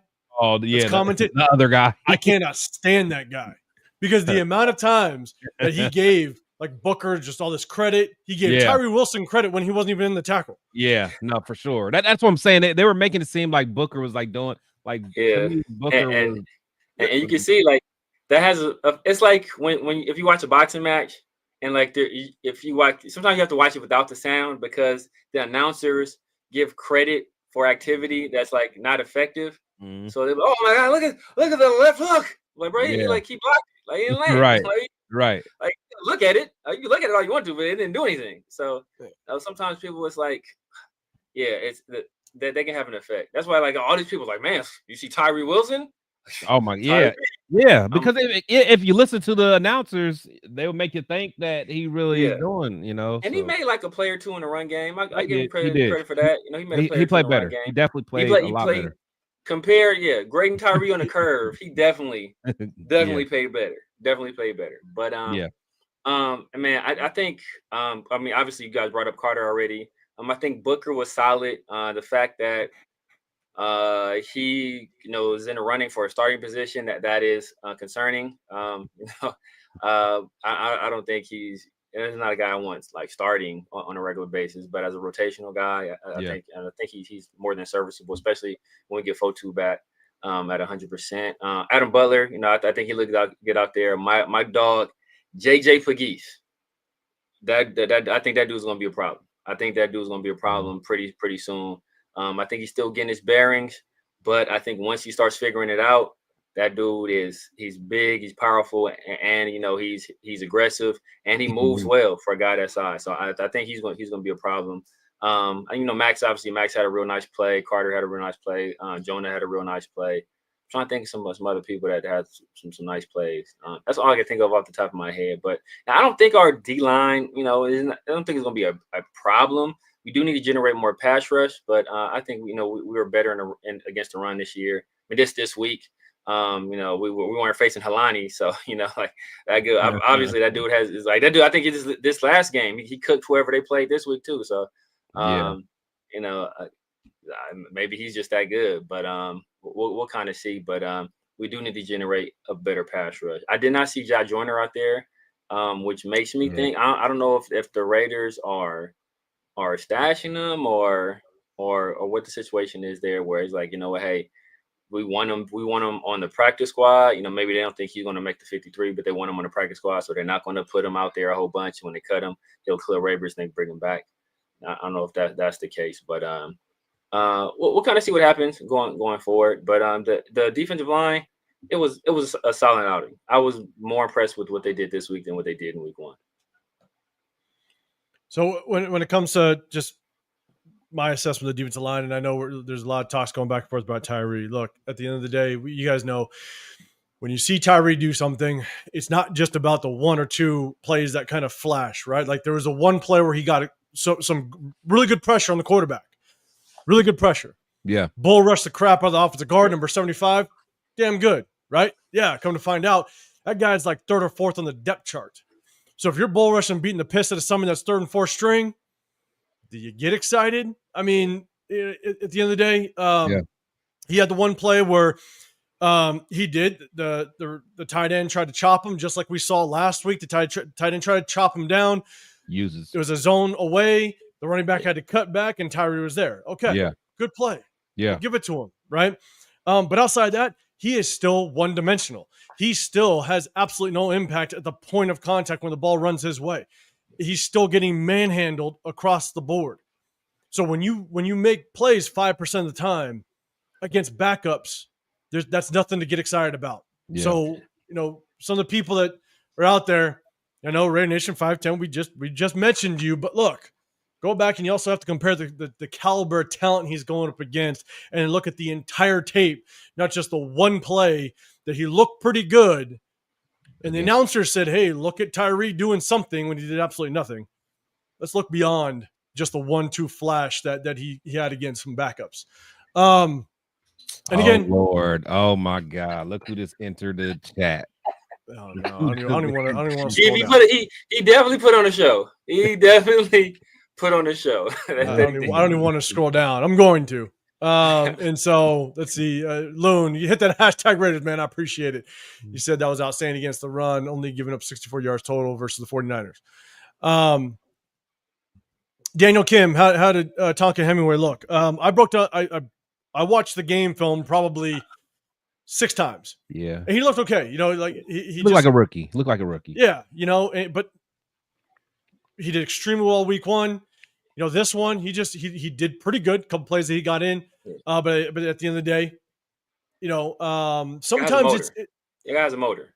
Yeah, and sometimes it's also situational. There's times where you just get more opportunities where the ball actually comes your way, right? And so it's just a matter of how you take advantage of those opportunities. Let's talk about Booker. To me, I think Booker is completely one-dimensional. And again, we're going to talk about it when we break down game film. He's got a motor. Without question, he is going to chase the ball, right? Again, like the commentator, I think he chased Brock Purdy to the sideline. Well, if you look at the snap, if you look at what he did when the first like 2.5 seconds, he got beat. One-dimensional. Yeah, he got beat. Yeah, he got beat. What happened? Brock Purdy got out the pocket and he chased him the sideline. Yeah, good hustle. Yeah, but he's got nothing at the point of attack, and that you saw it throughout the entire game. Is he gets a good get off. He can get off the ball really quickly, but he gets stalemated all the time. That's exactly what I saw. And he gets washed down. He doesn't have the greatest balance against the zone. And the problem that I'm seeing is he's so aggressive at the snap. The offensive linemen do a hell of a job on the zone scheme of sealing him off, and he gets caught.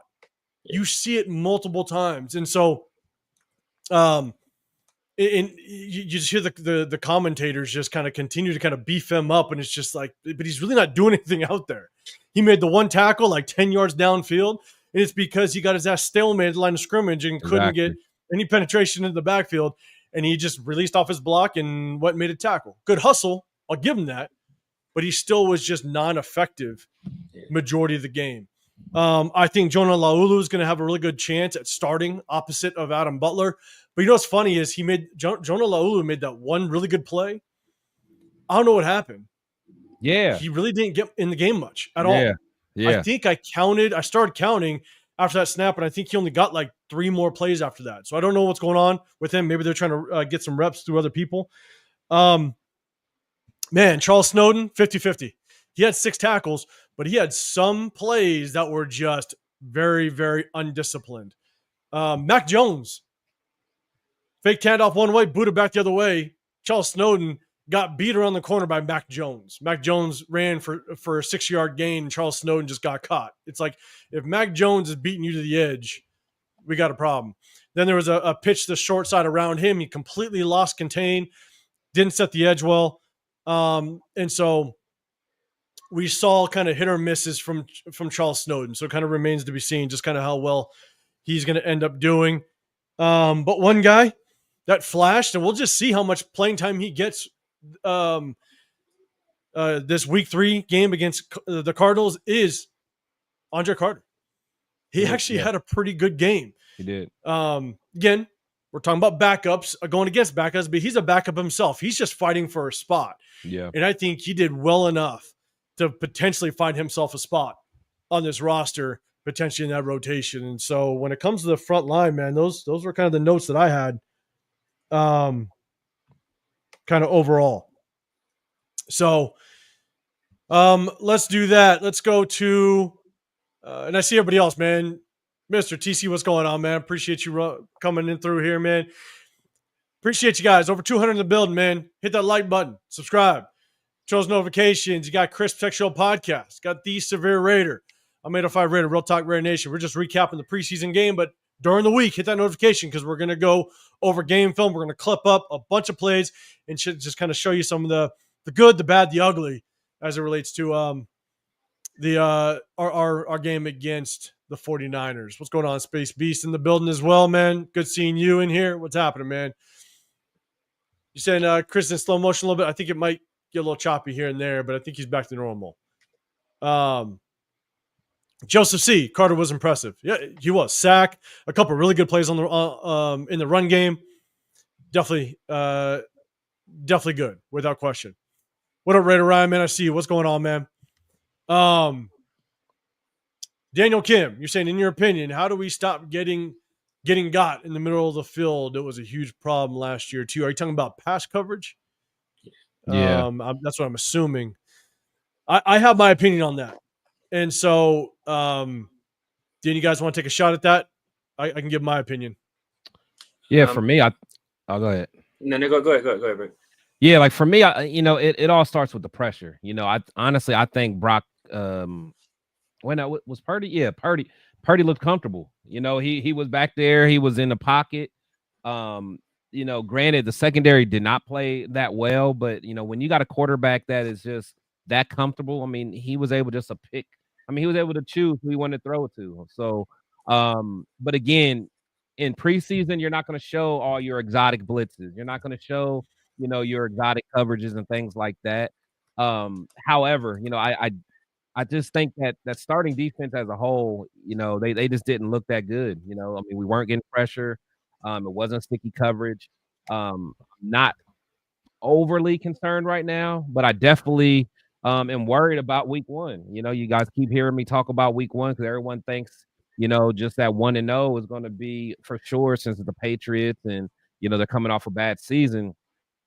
I think, that's going to answer a lot of questions, man. It's going to answer a lot of questions. So we'll see how that works. All right, let's go real quick. Jim, you're saying he was Jordan Davis's backup in Philly. Yes, he was a backup. And he's playing like a potential backup. I think Jonah Lolu is going to take that spot. Yeah, and so that's just kind of what I see. And he's going against backup offensive linemen too. Yeah, and still not really getting a push and contributing consistently enough. Let's put it that way. Brandon and Hank, you're saying we're getting cooked in the middle. Yeah, that's what we're talking about. So, all right, Severe Man, before I give mine, what's your thoughts on it? I mean, I think some of it is our linebackers being overly aggressive. I don't think they're getting enough depth. Also, we were in like a super vanilla cover 3 a lot of times. Kyle Shanahan, he knows how to beat that. I think on one play, I think it was Landon Roberts got beat by Ricky Purcell. Yeah, he got beat by, and it was I think he was running out to the flat, and Ricky Purcell just stopped his route, and like it was wide open in the middle. Yeah, of the field. Yeah. And it was another play. I think I forgot who the pass got completed to, but Devin White was in there, and he got too. I think he got too aggressive on trying to cover another wide receiver. Didn't get enough depth, so they were able to complete the pass right over the top. So it's just little stuff like that. I think once we get into the season, and I don't think it's going to get much better, to be honest with you, but I think it'll be a little bit better just because I think we'll mix some stuff up. We'll like match zones and do stuff like that. And And no doubt, I think that will mitigate it a little bit. But at the end of the day, I think still secondary isn't great. Pass rush has not been great, and we probably need help at corner, maybe at linebacker too. Especially the linebacker, definitely depth wise, because behind Landon, Jamal, and Devin White, we got nobody. We got nobody. So we're gonna be scouring the Rainbow Rider. Yeah. And so I'm kind of give my take really quick. Here's the thing. Is I think we have set up our defense with our linebackers and our secondary in a way that offenses are going to understand we're going to lean on the zone defense. We're going to lean on zone coverage for probably 85% of the game. And I think that's going to be to our detriment. I think a lot of offensive coordinators are going to understand we're not going to be good in man-to-man coverage. Jeremy Chinn's not good in man-to-man coverage. Our linebackers, Devin White, Jermaine Pratt, they're not good in man-to-man coverage. Isaiah Paul is going to Jamal Adams isn't either.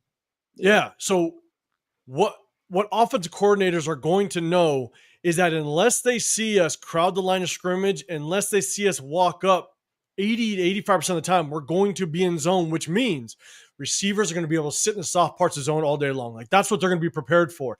And I think that's when we see us get when we're soft in the middle, that's because receivers understand how to kind of sit in the soft parts of the zone. And I'm telling you, we're going to see it all season long because we're not going to be a good, like we don't have Nate Hobbs, right? Nate Hobbs was good in man-to-man. He was able to lock onto the hip of a receiver. Even though Jack Jones was very undisciplined, he was athletic enough to stay man-to-man with the receiver, not all the time, but enough. We were athletic enough to know that we could switch into a man defense. Eric Stokes, not a good man corner. Darian Porter right now is more of a zone corner than actual man-to-man corner. So I think that's what's going to really hurt us as the season goes on is we are more geared to be a zone coverage type of defense. Yeah. And good offenses and smart receivers are going to be able to expose that. So that's that's true. And the thing is, if that is our plan, if that D line doesn't get after it, we are going to get cooked all season. All season. I'm with you, and I see Coach. Okay, this is what you guys. Yeah, he's in the building now. We're talking about defense. We just talked about D line. Maybe we need to start talking about some linebackers. RAIDERNation 10, man. He's the Mad Max and Scott Tyree Wilson's back. I'm not sure how you get does he? Like, didn't even bring him on the podcast outside of all the D linemen he brought on his podcast and Tyree. And look, RAIDERNation 510, you're all saying y'all don't speak on Maxx Crosby getting pancaked. Go back and watch his pull game film last season. There was plenty of times where we actually did not like what Maxx Crosby was doing. Oh yeah, overrunning quarterbacks, jumping out of his run lane. Yeah. Oh, we will point Maxx Crosby out when we need to. Don't put that out. Don't put that out there. So we call everybody out. Everybody. Nobody's safe. Let's see, John Fowler. We're not GMs or scouts, so we don't know what we're talking about. Just keep that in mind as well. Right. We're not scouts, we don't know what we're talking about at all. Not sure if you guys heard about Green Bay's made a serious. We'll see what Green Bay pulls off. Cowboys would never do that. They would have to it would have to be a Ricky Williams type trade, like to Green Bay. Like the other, of all teams, Green Bay, they're not good. Green Bay, the Eagles, they're not doing that they're not gonna do that. If it was like the Cardinals, maybe. All right, cool. Daniel Kim. Yeah. Cool. I'm just glad we addressed that question. Right. All right, Coach. We're going to talk about some linebackers. Let's go back. I'll pull up some of the stats a little bit. It's already up there. So Tommy Eichenberg, hey, look, 7 total tackles, 4 solo. Atlanta Roberts came downhill, made a good play.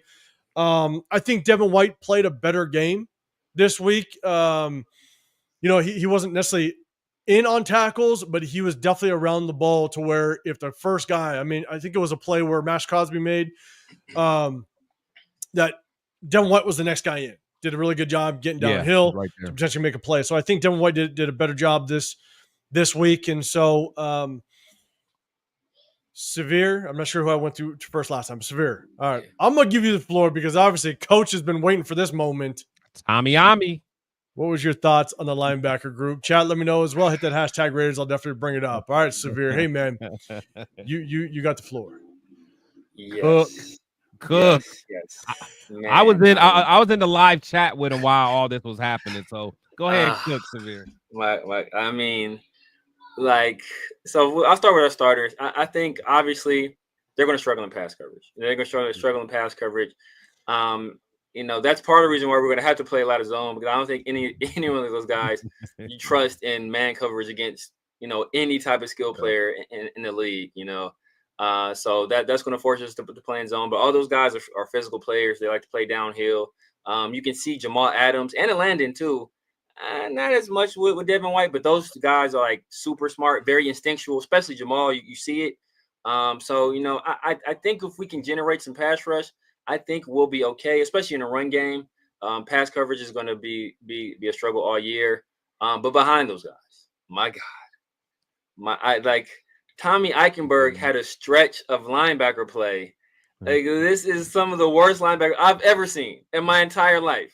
I mean, I was like, how is this guy in the league? Like, how is he still on the roster? How is he included? The ISO play was nasty. Oh my God. He had a lane on the runner. Like, this is the stuff like safeties and linebackers, the stuff they dream of. Like, it's like one-on-one in the hole. No blocker. Just you and him. And this dude whiffed.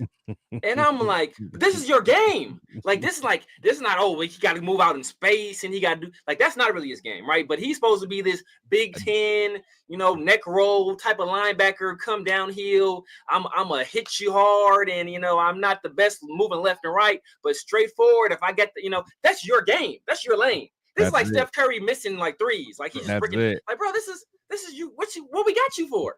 So, and he just whiffed. It's like, bro, you're useless. At this point, you're useless. What are you doing here? Like take a hike.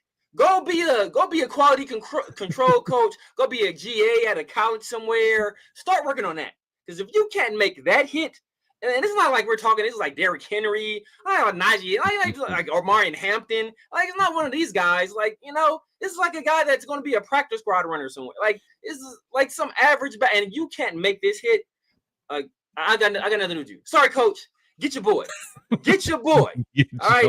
Send him a plane ticket. Get him back to Ohio. Now, hey, as a representative of Ohio, we do not want him back.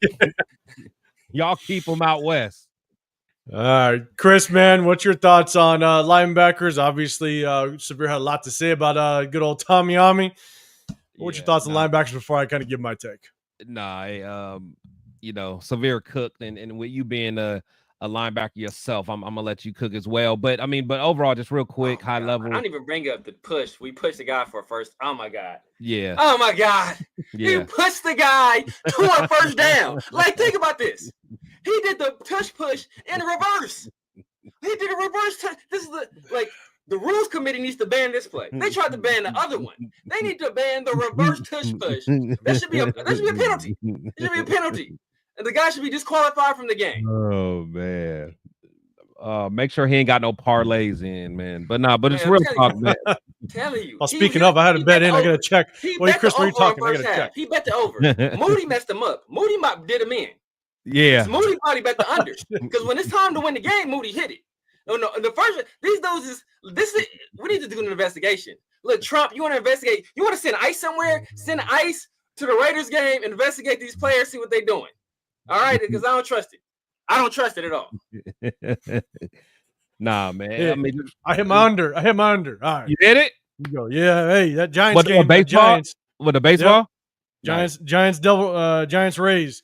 I'm telling you, that's easy money. Under. What the first 3 innings? First 3 innings. That's 2.5 easy under. money, man. They just give money. It. But man, go for it. Yeah, just like I said, just real quick, man. Yeah, that was an issue when we kept signing, those type linebackers, because it's like they all kind of have a similar skill set. They all, they can all, roam the field. They're good downhill guys, but none of them are really known for, being coverage guys. None of them. You know what I'm saying? and that's a concern, honestly. And that's why I'm like, okay, well, Jamal, at least he was a safety, so at least he has a good understanding. But even him's like, he was always known as being kind of shaky, from a coverage standpoint. So yeah, I am worried about that. And the thing is, if we're playing a lot of zone, it's going to be tough, especially if we do not have that up front. If those guys aren't getting after it, we're going to see a lot of that, like we saw the other day with the quarterback comfortable and just picking them apart, especially if we're playing against a good offensive coordinator and good veteran wide receivers. It's going to be tough, man. It's going to be tough. So again, I'm hoping that it's just because it's preseason, a lot of vanilla. Again, Patrick Graham is a guy that's known for a lot of exotic type defenses. Does he have the personnel that likes to do that stuff? I don't know. But then again, is Pete Carroll, does he have his hand on his defense more than usual? Because it seems like Pete Carroll wants a certain type of player, and it seems like those type of players are different than what Patrick Graham has wanted in previous years. So, are we even ever going to get those exotic things that Patrick Graham? Because you usually do that type of stuff when you have continuity, guys that really know your system, that's been there for a few years. We really don't have that. So I don't know, man. Just kind of going to the linebackers. We'll see. But I just like 805 said, I think it's going to be a lot of zone. And I think, we're going to have to depend on getting a pass rush. So, and here's my thing when it comes to just the linebacker play. Again, it sucks. Whatever we're seeing, we were playing a lot of backups when it came to the 49ers. And so it is tough. Severe to your point, right? Tommy Eichenberg, man, if you want to have any staple in this defense and potentially press at all for a starting position, that goal line play you need to make. You got to make it. As a true linebacker, you got to make it. Yeah. So look, maybe he truly is just a backup. Maybe that's what Tommy Eichenberg is going to be, is a backup. And that's fine. Look, you need backups on the team as well. You want to see him make that play. At the same time, he's a fifth round draft pick. So at the end of the day, he's at best a developmental guy. The push for the first down's tough. Joseph C., he gave him the first down because he wanted to hit more people. That's positive thinking. We're staying positive, apparently. John, then he didn't hit him. It's like John Severe just likes to get. He's passionate. He's passionate. Have a coronary, a pulmonary, all of that. But here's the thing is, and someone said something about Amari Gainer. We didn't see a whole lot of Amari Gainer. I don't know. I don't think I saw him at all. I don't think. There's something going on in practice that obviously they don't see in him to give him enough playing time. There's a good chance that Amari Gainer might be hitting the practice squad this year. We'll see. But here's the thing. When it comes to Tommy Eichenberg, what I will say is I like the quickness. I don't think I've seen Tommy Eichenberg quicker than I've ever seen in the past. He looked like he got to the ball quicker. He just looked like he was playing more free out there. There's a couple times there was a boot back. They threw it in the flats. He was there, open field tackle. Very good tackle. There was one where he blitzed off the edge, cut inside. I think it might have been the tight end or there was a blocker there. I don't know exactly who it was, but cut inside, made a good tackle in the run game. He just looks quicker, which is good. But again, to Severe's point, if you want to have some sort of staple in his linebacker room, the goal line play you have to make. You want to see him just be a little more of a headhunter if he wants to be able to press Alandon Roberts or even Jermaine Pratt for a spot as a starter. But as it stands right now, I think he's going to make the team. What he did this last game, I think is going to allow him to potentially make the team. He should get a ton of playing time week 3. This next game is the Cardinals. I want to see him play at least 3 quarters. And just continue to build off of what he did this game. And again, at best, I think he's a backup. So I do like the fact that he was flying around, playing a little more free, making some plays, having an impact. And let's just kind of see how it works out week 3. But based on what we saw, I think there's a good chance. And that's also because, there is one guy that played actually well, played well last week and played pretty well this week. And again, he might make it just purely for a special teams aspect, but he did make a couple plays towards the tail end. And this is a guy I'm going to be watching for against the Cardinals is Michael Barrett. He's the guy from Michigan. I mean, he flew around. I think he was our leading tackler last week, and he flew around, made a couple plays this week. So he could just be a special teams guy, but could he make that just kind of final linebacker in that linebacker room? We'll kind of see how it works out. But definitely got me watching week 3. So let's go to let's see. All right, Raider Nation 10. Amari Gainer playing a ton on defense. Did he?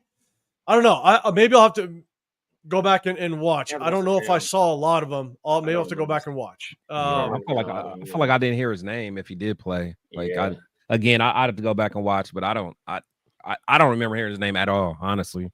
Yeah. But even watching the game film, because I rewind each play damn near 4, 5, sometimes 6 times just to watch, the majority of players and just kind of see who's flying the football. And I just I didn't notice him. Doesn't mean he wasn't on the field, but man, going back and watch it, I didn't really even see him getting much playing time. And the thing is, he usually flashes because he's running around. You know what I'm saying? He usually gets twitchy. After it. Yeah, he is. He's so, twitchy too. So so it's surprising that I didn't notice him, to be honest. But I mean, salute the Raider Nation 5'10". You might be right. I can't verify it. Well, I'll trust me. I'm going to go back and clip the play, so I'll definitely be watching over again. And if I'm wrong, if he did get a bunch of playing time, then man, I'll say I'm wrong, 100%. Mark Gainer's too athletic for this defense. Man, exactly. That's some positive thinking right there. I like it. Exactly. Jeremy, who is the other linebacker we drafted this year? That is Cody Lindenberg.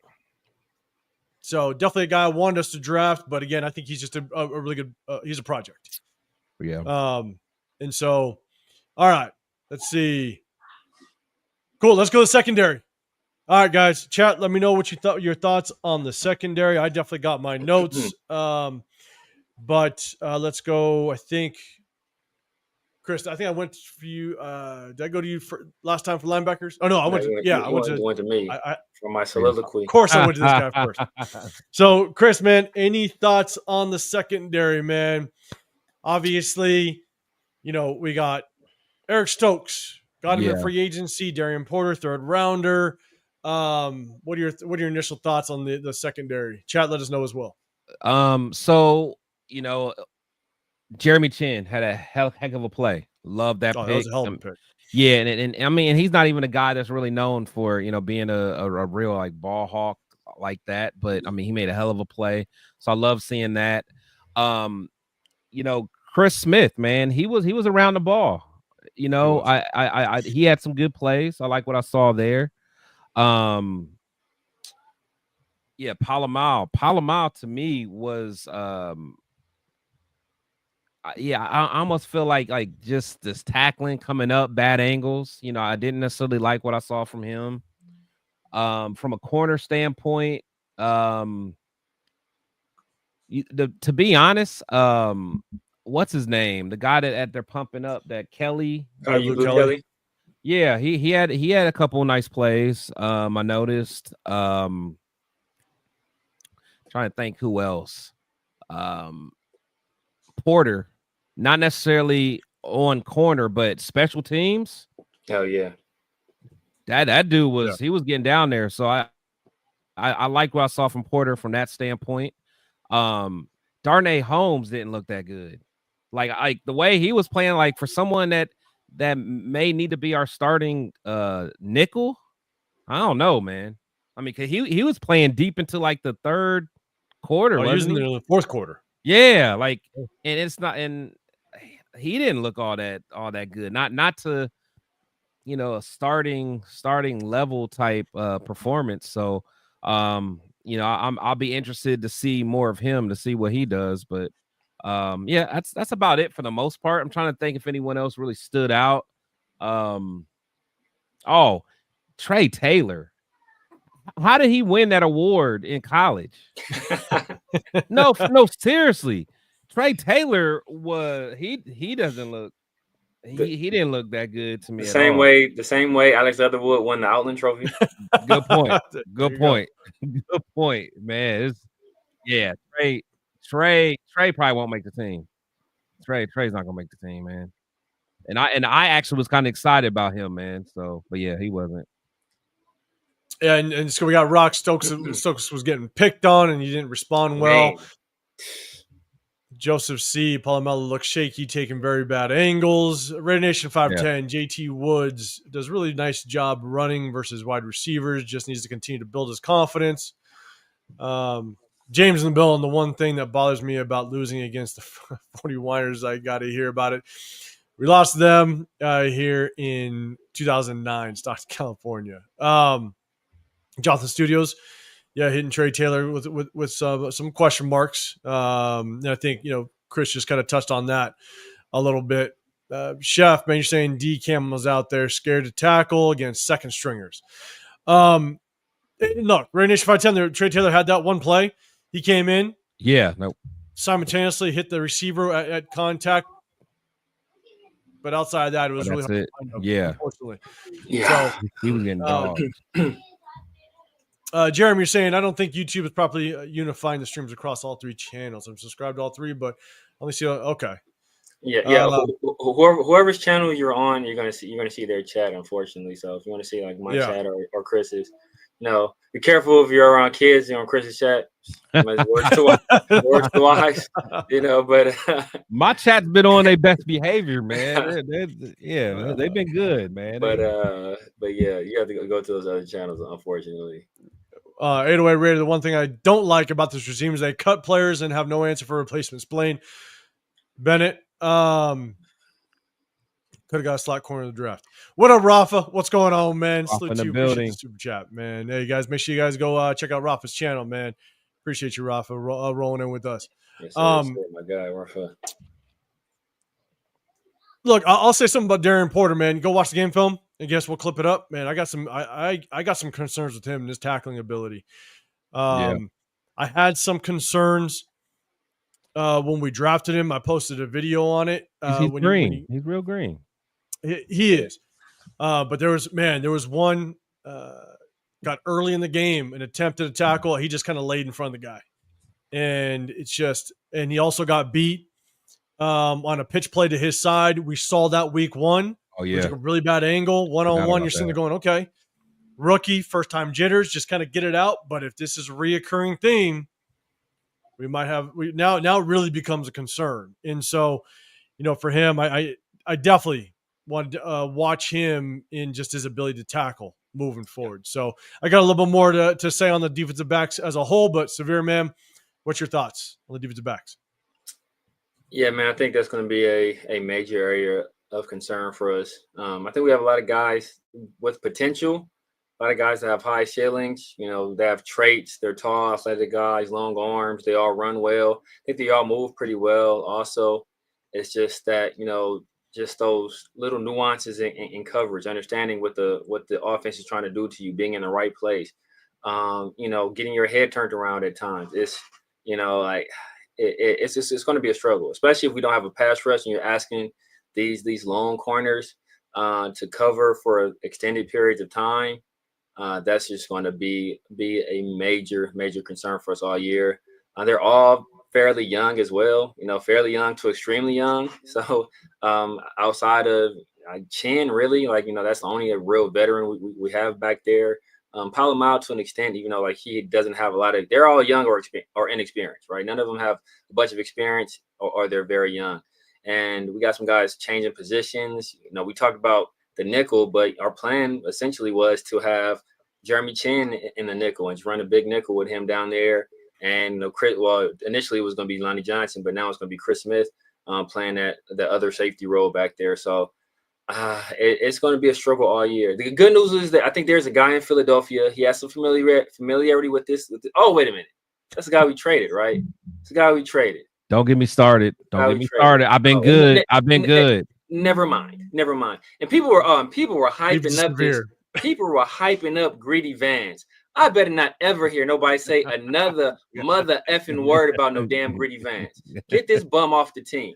This dude I don't care what he's doing in practice. I don't care what he's doing in practice, what he's doing in training camp. Bro, when the lights came on, this dude was trash. Trash and a half. I don't want to see this dude on the field no more. And he's 5'9". So he needs to fit the system anyway. Why is he even here? He should have been. As soon as he walked in the building, they just looked at him like, no, I'm sorry, Greedy. It should have been like one of those roller coasters. They just all their quarterbacks. Had a little height meter. Like, all right, Greedy, sorry, brother. You're not tall enough for this roster. Oh man, Raiders 5-10. Still got host for Hudson Clark despite one coverage mistake. We highlighted him last week. He did a damn good job coming up in run support. He about to take Trey Taylor's spot.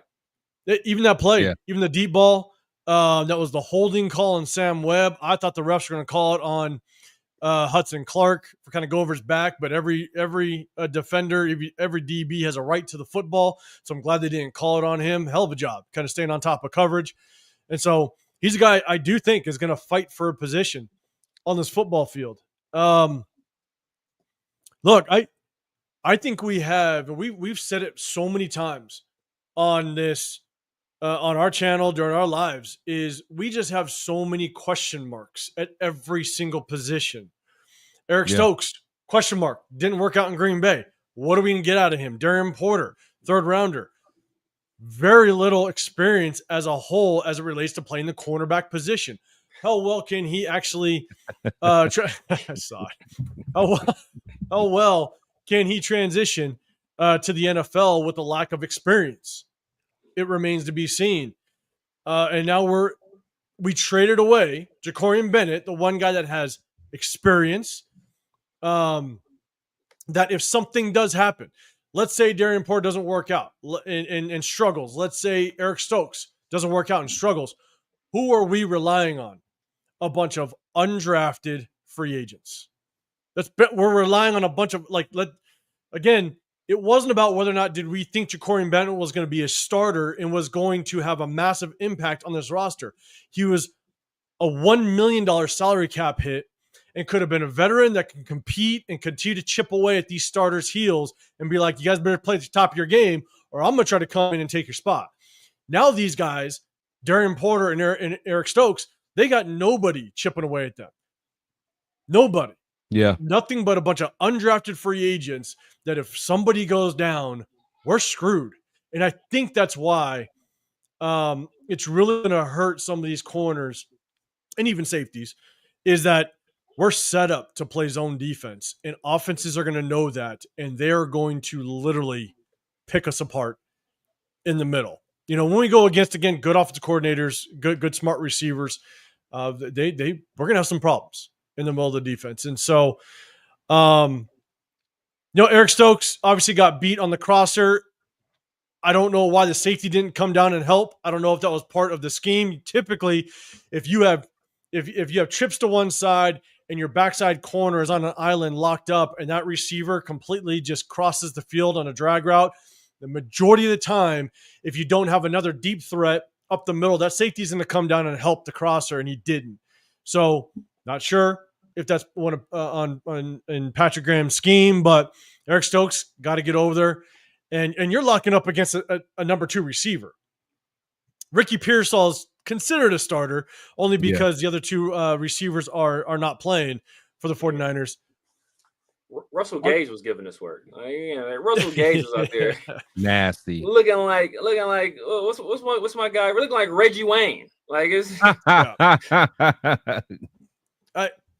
I just think what's tough is I think a combination of we're going to have a lot of projects in the secondary, and I think because of the way that we need to now play our defense and the coverages that we're going to have to play, it's going to be just too much of a tell. When it comes to offensive coordinators, and we're gonna have some problems. So that's gonna be tough. So look, at the end of the day, when it comes to secondary, I think we've seen what we saw week 3. You typically see nothing but guys that are on the bubble. Guys are still going to try to make this roster before we see cuts kind of go down the line. Dixon, you're saying Kuntz is a question mark too. We'll see just how he develops, man. Sometimes in these preseason games, when you come out of an injury, you got to really work yourself back in. We saw it with Colton Miller, and Colton Miller was injured, didn't have an entire offseason. It took him a long time. It might take Malcolm Kuntz maybe 2-3 games to kind of get his motor back going. You saw him wake up a little bit, though. There was a big difference between that first preseason game and this one, and we'll definitely break it down in the game film. You saw his motor pick up a little bit. So we'll see just kind of how it works out. And Kevin Lurker, I see you. I see you, man. I appreciate you. Oh, man. So look, there was a. I was watching. I was like flipping back and forth between a few of the games, and there was an interception. I think it was McCullum. McCullum had a pick. Message. I thought it was. Oh my God, I thought it was Jacob Parrish. I was like, my God, I was about to cancel Sunday. I was about to cancel today. We weren't going to hit the end of it. No, I was going to cancel today. Sorry, but we can't. He would have snuck it into the game film, though. He would have snuck it into the game film on Wednesday. I got this next play. Hey, how you do play this play? Yeah, here's an example. But I was gonna be the same way. That interception in the Eagles Browns game. Oh, I thought it was JB. JB? I thought it was JB. Oh yeah. Makuba, but he was balling. Makuba. Yep. And then he got the fumble. He got the fumble too. He got to get Gabriel twice. Yes. Yeah. I heard about JB getting. Did JB get hurt? I think he got. Like nothing bad though, right? I think he's good. The fans are all excited because they got their cornerback too. So man, the fans have been saying he's definitely like, man, this guy looks great in coverage. He's gonna be, we want him at CB2. Yeah, they're like we got our CB2, so it's interesting that he's good enough to play for the defending champs. Chris, if Jacorian is CB2, who is CB1 over there? That who's CB1 over there? Mitchell. Okay. Mitchell. Somebody was a fan of that guy. I was wrong about him. Hey, I keep it real when I'm wrong. I was wrong about him. I'm messing with you. Mitchell's nice. Mitchell's nice. I must say. Yeah. Hey, Mitchell's doing his thing over there. He is. I can't even lie. So, man, Will is too. Raiders fine tell we're severely missing Lonnie Johnson Jr. Injuries happen. Injuries happen all the time. That's why it's not just about your starters, it's about your depth as well. We see it happen constantly across the league. So, Almond Sunshine, what's going on? We have Super Bowl caliber defense. That Super Bowl being the 1989 Denver Broncos. Shit. So let's see. All right, man. I appreciate everybody rocking with us, man. Look, at the end of the day, let's look. We'll finish it off. I don't know if we're going to go over losers. We're just going to go over some winners, man, real quick. Offensively, we're a couple winners that you guys had chat. Offensively, who were your winners when it comes to this game on the offensive side of the ball? Severe, I'll throw you to you first. Give us a couple names. Who do you like as winners on the offensive side of the ball this game? Geno, definitely Geno Smith, obviously. I think he just continues to show why he is the clear-cut QB1, why he is head and shoulders above anybody else we have in this roster. You can make an argument if he continues on this kind of trajectory, he can push for being, the second best quarterback in this division. I think for sure he's the third best right now. Obviously, Ashton Genty, I don't think he played great. He did have that one great run, but I think he played good. I think he did enough in this game to assuage our concerns, or anybody that did have any concerns, about what he'd be able to do at the NFL level. I don't think he's like, he didn't have a offensive rookie of the year type showing where it's like, all right, this guy's clear cut, hey, he's going to carry us into the playoffs. But I think he did enough to say, okay, he can play at this level. He can be effective. Did have some concerns about him taking that hit, especially first on that swing pass. First of all, he didn't do a lot with it. It looked like he had a lot of space, and then he got stuck, and then it was like, then he's hurt too. So that was concerning, but I think he showed, hey, this vision is still there, contact balance is still there, physicality is still there. I'm gonna still fight for that extra yardage. And our offensive line performed better. Asterisks on it, it was against second, third stringers. But at this point, progress is what we're looking for. It's better that they did, because last week they didn't do it against second, third stringers. So at least this week they did do it against some second and third stringers. Right, so right. Hey, step in the right direction.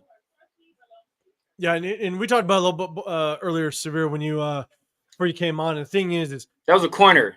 John Fallon. That was a corner. I know actually that's the cousin of one of my son's teammates, Lenore. Oh, really? He did. I mean, I don't know if he's talking about the swing pass though, the pass in the flats. I mean, the corner. Yes, he definitely he trucked the corner without question. But the linebacker, he didn't truck that linebacker. I mean, last time I checked, when you actually hit somebody, you need to be going forward to run through somebody. He went backwards. Yeah. But we're talking about earlier. It's like, look, when you're Ashton Jeanty, you should be elusive, right? You should be able to have that ability, attack a half a man and just run through an arm tackle as opposed to just letting a guy just hit the piss out of you a little bit. You know what I'm saying? Like pick and choose your battles a little bit. You know, you always want to be falling forward for yards and pick a half a man. You don't need to take that type of contact. But you got Raider Nation 510. You got offensive line as a winner. Justin the DJ got Titan Group as a whole. Joseph C. I saw the Ian Thomas. Yeah, that was Geno Smith, Brock Bowers, Michael Mayer, Jacoby Myers, and definitely Ashton Jeanty. All right, so let's do this. Chris, man, what are some of your winners on the offensive side? So offense, I mean, I know you guys pretty much named them. But I really like the kid Runyon, that tight end. I like him, man.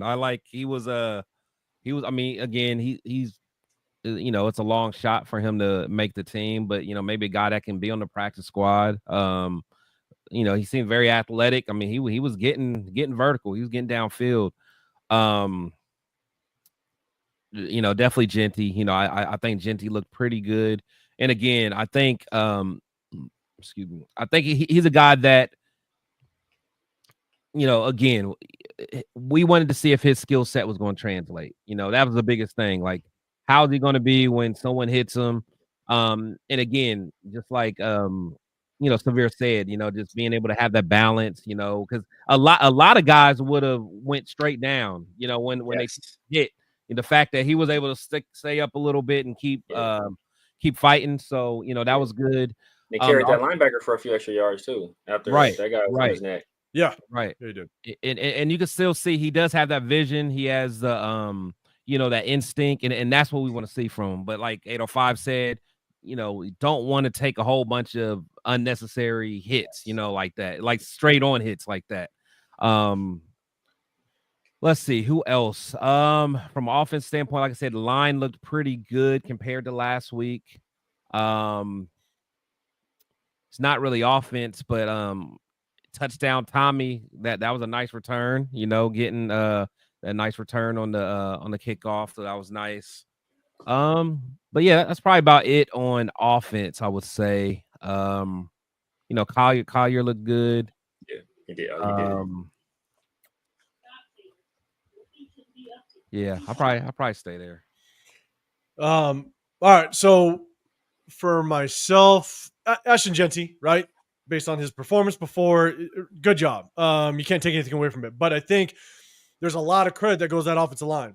I said earlier, he had 7 carries. 4 out of those 7 carries, Jeanty was untouched until the second level. So he actually was able to run 4 to 5 yards before having any contact with any defender. And that's all the credit to the offensive line. Yep. So I definitely want to give that starting offensive line some credit. They're going against a lot of backups. I think there was only 2 starting defensive linemen on that front. So, but much better showing than last week. So I'll definitely give the offensive line some credit. I'll give JPJ specifically some credit, right? We pointed out some plays last week that, man, there were some question marks. And so at the end of the day, I think he did a really good job of just kind of making up for that a little bit. So shout out to JPJ. Good job. Dylan Labe, not just on special teams, but getting a little bit of work. I think he's just really trying to fight for that last running back position. So a little bit of the return game, going down there and making tackles on special teams. I think he did a pretty good job. Geno Smith, Severe, to your point, not only he did a good job of spreading the ball around. I think he threw the ball to 5 different receivers that caught the ball. So good job of him just kind of getting everybody involved. But then last but not least, he was 4 for 4, Dylan Carlson. I'll give him some credit. Yeah. When you're 4 for 4, yeah, you know, like that's what you need. You know what I'm saying?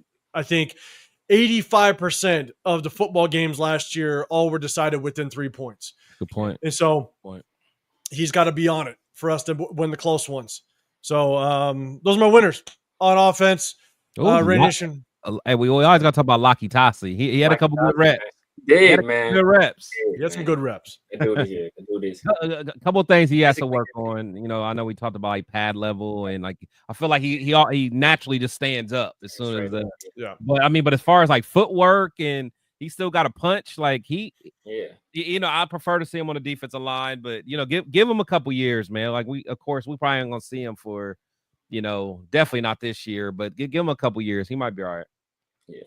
Yeah. But man, I still would like to see him on that D lineman.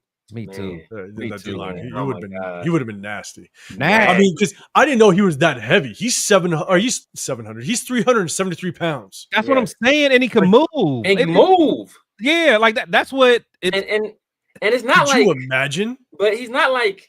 It's not like John Jenkins or like, you know, like Albert Hainsworth with the Redskins. Like, or, you know, he's like.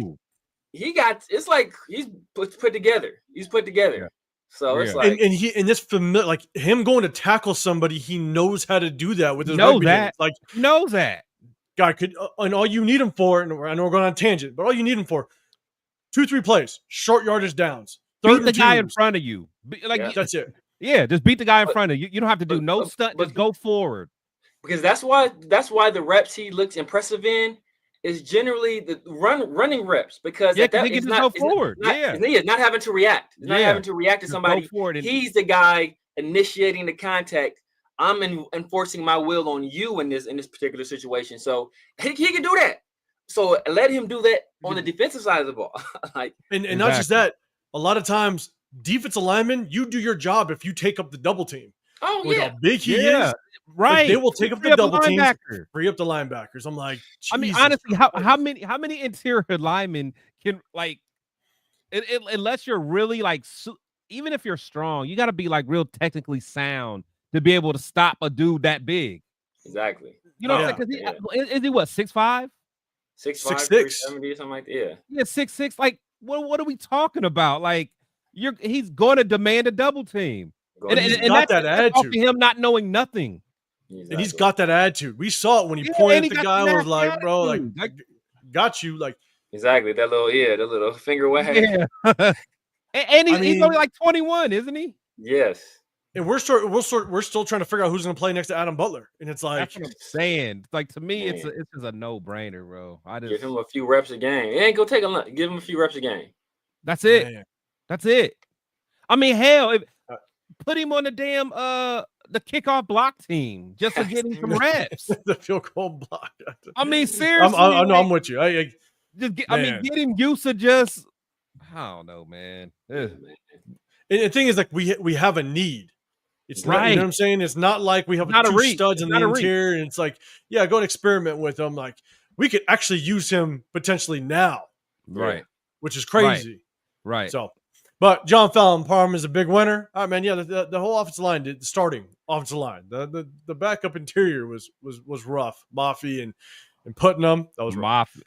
Mafi. Yeah. If he that Mafi dude, bro, he could not have really been a football player. Like he must have just been like one of the waiters in the chow hall, and they were just like, "Look, you're a big dude. We might need you tonight. Just come." Like, there's no way. Yeah. I gotta take the blame for him. Hey, he's a UCLA guy. You gotta take the blame. You was all about him too. I just thought about that. Yeah, I gotta take the blame for that guy. I thought he was as guard. I thought he can do it. I thought he could play some guard. I forgot that. Yeah. Oh yeah. My guy, because he's a UDFA. I don't know. I mean, he's not UDFA, but we picked him up free agent. I don't know where he was at before. I know where he was at before. Yeah, my guy I was about this year is Jay Toya. I think he's with Dallas right now. I mean, he's D tackle though. But what the guy that the legend was beating up? Man, look, man, Willie Lampkin was giving him hell. God, Jay Toya is a big man here. Jay Toya was giving him hell. He did everybody. That was his last game, and he was like, dog. I'm like, dude, how is this? Like, how is this? This would be like Manny Pacquiao going to the heavyweight division and just knocking people out. Exactly. I'm just knocking everybody out up here. Like, he's just handling people, like handling them. Yeah. I'm like, dude, And my cousin's a Rams fan. My other cousin, and he hit me up, man. He's like, dog. They got them one. Like, they got them one. He's like, man. He's like, you was telling me about this Lampkin dude. He's like, bro, the coaches, everybody's saying this dude is nice. Everybody's saying how nice this dude is. Nice. He didn't.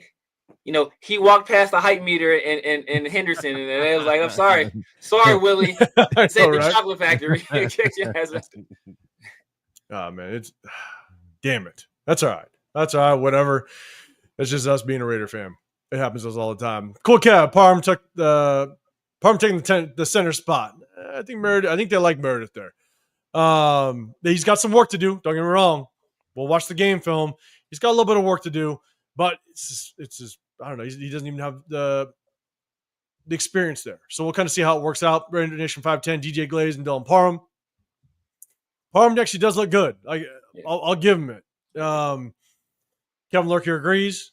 Parham looked great. Raider Nation 510, Laki Tassi. Let's get him in front of some Chris Jones and them. Let's chill. Let's chill. Let's see how he does against Barmore and all them. Look, man. Parham, he knew what the mission was. He understood the assignment last year. Right? But that must be Stole my dog out. He understood the assignment. All right. You dying on that mountain, Samir? No, I'm not. I'm not dying on the mountain. All right? Not at all. I'm not dying at all. Rocky saying best was cool, but definitely not outside receiver over the shoulder boundary catch gives him trouble. Yes. Hey, look, still a rookie. We'll kind of see how it all works out. Well, let's just hope he gets more opportunities to kind of prove what he truly can do. Yeah, he's not receiver. Raider Nation 510. Put Lucky Tassi at fullback. Yeah, as long as he gets a carry, not JJ Pegues, I'm good. Honestly, I bet he's faster than Pegues. Oh, for sure. Yeah, I bet he's like. You watch that rugby film? That's what I'm saying. Sure. He's faster than Aiden O'Connell. Oh, definitely. I'll bet 10,000 right now him beating Aiden O'Connell in the foot race. Oh man. All right. So I think we just went over some of the winners. Let's go some of the winners on the defense side of the ball. All right, chat. Let me know what's your guys' winners on the defense side of the ball. Severe, I'm gonna throw it to you first this time. What some of your defensive winners? Carter, definitely Carter. I like what I saw. That Barrett kid. That Barrett kid, not only because of what he did individually, because of how bad all the other linebackers look. He has a serious chance of making this team. Who else? I like what I saw. From Jonah Laulu. He had that big play. Yeah. Caillou Blue Kelly, he did well. I mean, like I said, there's still concerns about the secondary, but he got to start today. So I think that's low-key winner by default. He got to start over Porter and over. I guess Porter is really the only guy he's kind of competing with. JT Woods, I don't expect to see much of. So I think he's a winner just by getting a start out there. And he didn't do that bad. And whoever Wookie Pearsall was on he was cooking him. So I would put him as a winner. That's about it, really. That's about it. Not a lot of winners on the defense. Not a lot of winners out there. Not a lot of winners. Mad Max, man. Hey, we talked about Ashton Genty a little bit earlier. If you want to go back, we talked a lot. Just honestly, maybe 15 minutes ago on some of our winners. We had Ashton Genty as a winner, so go check that out. But we also touched on it earlier in the video, man. But I appreciate you rolling with us. All right, Chris, man. I'll throw it over to you in the chat. Yeah, let me know who your defensive winners are. Raider Nation 510. You got Andre Carter as well. Yeah. John Fallon. You got Jamal Adams. That's a big winner. Jamal Adams. He was getting himself involved. I don't know if he had as much of an impact as week one, but he was definitely getting himself involved. I know. I want to say that safety too. We talked about. Dude that's taking Trey Taylor's spot. I forget his name. Hudson Clark. There you go. Hudson Clark. Oh yeah. Yep. Hudson Clark. I like that's the guy. Look, remember Dallin Levitt? He made the team.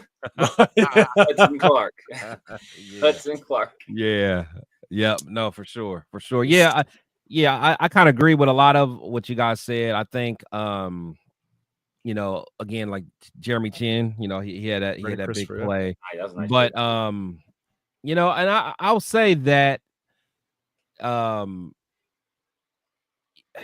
it's just hard because I mean they weren't necessarily playing against all the ones, but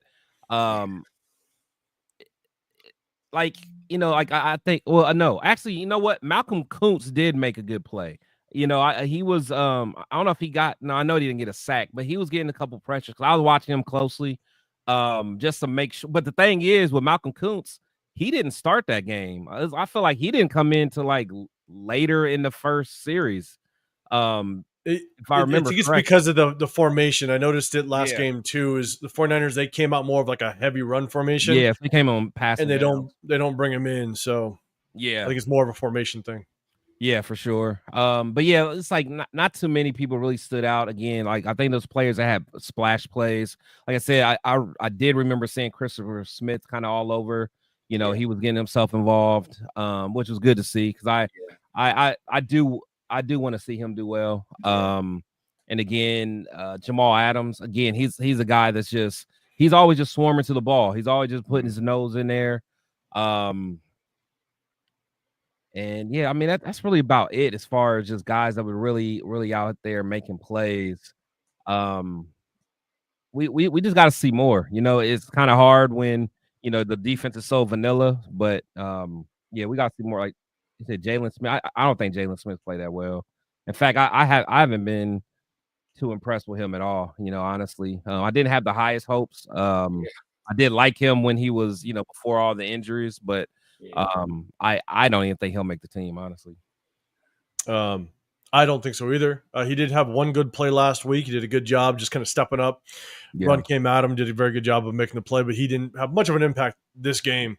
Yeah. My winners, obviously Jeremy Chin with the interception, did a really good job. That was, yes, one hell of a pick. That was. Yeah. But when it comes to winners for me, it's like, man, you got to move the needle, right? Whether you're just kind of on the bubble, whether you're fighting for a roster spot, or maybe, maybe stepping up in the depth chart. I got to give a winner to Tommy Eichenberg. As much as Severe, you may not be a big fan. I think he's just a winner because, look, he's done better than we've ever seen. Yeah, didn't make that one-on-one tackle on the goal line. Are you joking? Are you serious? I'm being dead serious. I'll show you some plays. We got it. Yeah, I'll show you some plays. He definitely made some plays that look. I'm not saying that it's great enough for him to start or what have you, but it was good enough for him to show just another aspect of improvement. He flew to the football, made some open field tackles. Again, blitzed off the edge, made a really good tackle in the backfield, and so. You can take the bad and the good, but at the end of the day, we need a whole segment. Give me a whole segment. I can break down for you. Definitely. Segment. Everybody, Coach, if you still in here, Coach, yeah, John, you if you in here, yeah. So I think he was a winner because look, we've never seen him do that in the past, and he's battling at this point. There's a good chance that he's battling just for. He's not going to get cut. I don't think so. I think he's going to make this squad. Like you know what you're doing right now? That's the equivalent of Tyree getting a unblocked sack. No, not even close. No, not. We're going to watch the game film. Or is that low? You're just saying I'm gonna watch the he's film. a winner just because he's gotten better. We're going to watch the game film. I'm gonna watch the film. I haven't watched the film. I only saw the game. I'm gonna watch the film and watch. We're gonna watch that game. My eye on it live. I saw it. Look, what is he doing? I saw it live and I was disgusted. It was like 3 plays in a row. It literally was like 3 plays in a row. I was like, yo. I'm not trolling Jonathan Studios. I'm not trolling, but look, again, just based on what he had 7 tackles in the game. Yes, 7 tackles, a really good tackle on special teams. But then actually had some played the whole game. So. He did. Yeah, but whether you play the game or not, still 7 tackles, which is good for any linebacker. Yeah. I wanted to put Jonah Laulu on here because he had the one good play, but he just didn't. It didn't look like he played I think he played like 4 snaps. So he didn't play that much. I don't know if it was I just didn't see him and he was non-existent after that, or he didn't actually get in the game. I don't think he got in the game. Andre Carter, without question, I think he's fighting for that last edge rusher spot. So I liked what he did. Chris Smith that had a hell of a play. Not only did he make a ton of tackles, but he had a hell of a play on that third and I think 8 that forced a field goal attempt. And so did a really good job. Hudson Clark, I think he played pretty well. on Saturday, again, fighting for just a roster spot. So I think he did play well. And then, again, the guy that I'm kind of up in the air on, we'll show the game film. Charles Snowden made some very good plays, but then he also made some plays that were like, damn, you lost contain off of Mac Jones coming around the edge, but then he also could not set the edge with the pitch play coming his way to the boundary, to the sideline. But he also made it up with making some really good plays. And so Charles Snowden, kind of, for me, is kind of a hit or miss there. But definitely Jeremy Chin. For me, it's Tommy, Andre Carter, Chris Smith, and Hudson Clark. So what a rundown. What's going on, man? My dog. Appreciate you, man. I would throw Pegues in there, too. I would throw Pegues in there, too. Okay. I like what I saw from Pegues. So that's our winners. We're not gonna do losers, all right? Because man, we'll be here for another hour, and I know Chris. You already know who the number one loser is from that. Well, you know, I'll have a loser, and I'm gonna just piss off Raider Nation 510. So we're not gonna go there. It's very clear. So, but Raider Nation 510, man, check in with us middle of the week. We're gonna break down game film, and again, when Tyree does something good, we'll show it. When he does something bad, we don't have enough time to show it. I'm just joking. I'm playing Raider Nation 510. So shit, hey, that's it. You guys know what we do. We're just recapping the Sunday week 2 preseason game against the 49ers, who come up short. They went on a last second field goal to beat us 19-22. We're going to hit you guys later in the week, break down some game film, and kind of show you the good, the bad, the ugly. And we're going to rock out that way. So, man, we appreciate it, you guys. Make sure you hit that like button, subscribe. But before we get out, let my guys let you guys know what they got going on. So, Severe, man, let people know what you got going on throughout the week. You guys know what it is, man. The Severe Raider on YouTube, Snapchat, TikTok, IG, X, everywhere. The Severe Raider. Holla at me. Rocking out with my guys, man. Sunday nights, the Raider War Room, as well as I think this Wednesday. This Wednesday is we start the Wednesdays, right? We starting off on Wednesday this week. So Wednesday as well. Hit y'all with some film. And Tuesdays with my guy Farrell NFL. The 50-50 show, and then Thursdays as well, the 50-50 show with my guy, Farrell NFL. So holla at your boy, man. Tap in. We're keeping it real, raw, and uncut. No favoritism here, no bias. Hey, we go tell you what we see. And if we right, we right. And if we wrong, we'll come back and let y'all know, hey, you know what? We was wrong on that. And I'm not wrong on this Tom Yackenberg take. You guys will see on Wednesday. It's absolutely not wrong. Tom Yackenberg take. Man. And other than that, man, the Raiders need to be scouring the waiver writers for a quarterback, because QB2, I don't think he's on the roster. Nah. We will see. 100%, man. Forrest Jackson, if you're out there. Forrest Jackson. Holla at your boy. If you still got Pete Carroll's number, it worked for Jamal Adams. If you still got Pete's number, send him some tape. Send him your highlights. Send him your link to Huddle. If you still got it, send it to him. Huddle. Man. Oh man. Raider Nation agrees. QB2, our biggest issue. All right, Chris, man, let everybody know what you got going on and what they can expect from you. Man, Chris will Protect the Shield podcast. As you guys know, got this show, my boys, the Raider War Room, every Sunday and going to be Wednesday. That's really the main thing I'm cooking up right now. Again, got my boy Dub Raider. Have some content I release with him every I think he drops it every Sunday. So, definitely make sure you check him out. But, just like Severe said, man, Matt McGloin is crazy. But, just make sure you guys, check us out. Make sure you guys are subscribed to all 3 channels. Again, we are not going to be like all the other Raider content creators, man. Like, we are going to tell you how we feel. A lot of times it's not going to always be popular. You guys may think we're negative sometimes, but as I always keep saying, only one team has lost more games than us in like the last 23 years, and that's the Cleveland Browns. That's great.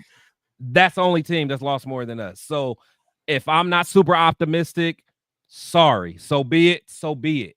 We I'm done with the blind optimism. I am, the optimism has to be earned, and that's kind of where I'm at. If you value that type of takes and stuff like that, you're in the right place.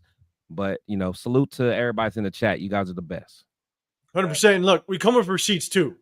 Like we talk about it, but during the week, not just during game weeks, even in the off season, we review game film. We'll break down the game film, and look, I'm not going to just show you 1 or 2 plays. I got 30, 35, sometimes 40 clips of the game to show you the good, the bad, the ugly. Right. You know what I'm saying? And so it's not just one clip and look, he was a stud, but then the other 30 plays, he absolutely shit the bed. We're going to show you everything. And if I show you one bad, I'm going to try to find something good to even it out. And if I can't, then I'm going to tell you I can't because it's not there. And look, you can go through, and for the guys that rock with us, go through and watch the film yourself. And if I show something and there's something else that I should have pointed out, man, bring it to me. Yeah. Please do. Because, again, I'm not perfect, but I've been reviewing game film as a coach for 23 years. So I trust my eyes, but it's not to say I won't miss something. So if I miss something, you see it, please bring it to me, and I will stand corrected 100%. Yeah. And look, Matt McGloin, that's where I will stand corrected. I actually thought Matt McGloin could have been a pretty good quarterback. That's on me. Now, I did. But is it that the Raiders just screwed him up like every other quarterback we ever had? I don't know. But I thought Matt McGloin could have been a pretty good quarterback. I thought Connor Cook was going to be all right. I ain't going to lie. I thought Connor – I really didn't think Matt McGloin was going to be all right. But I thought Connor was going to be all right.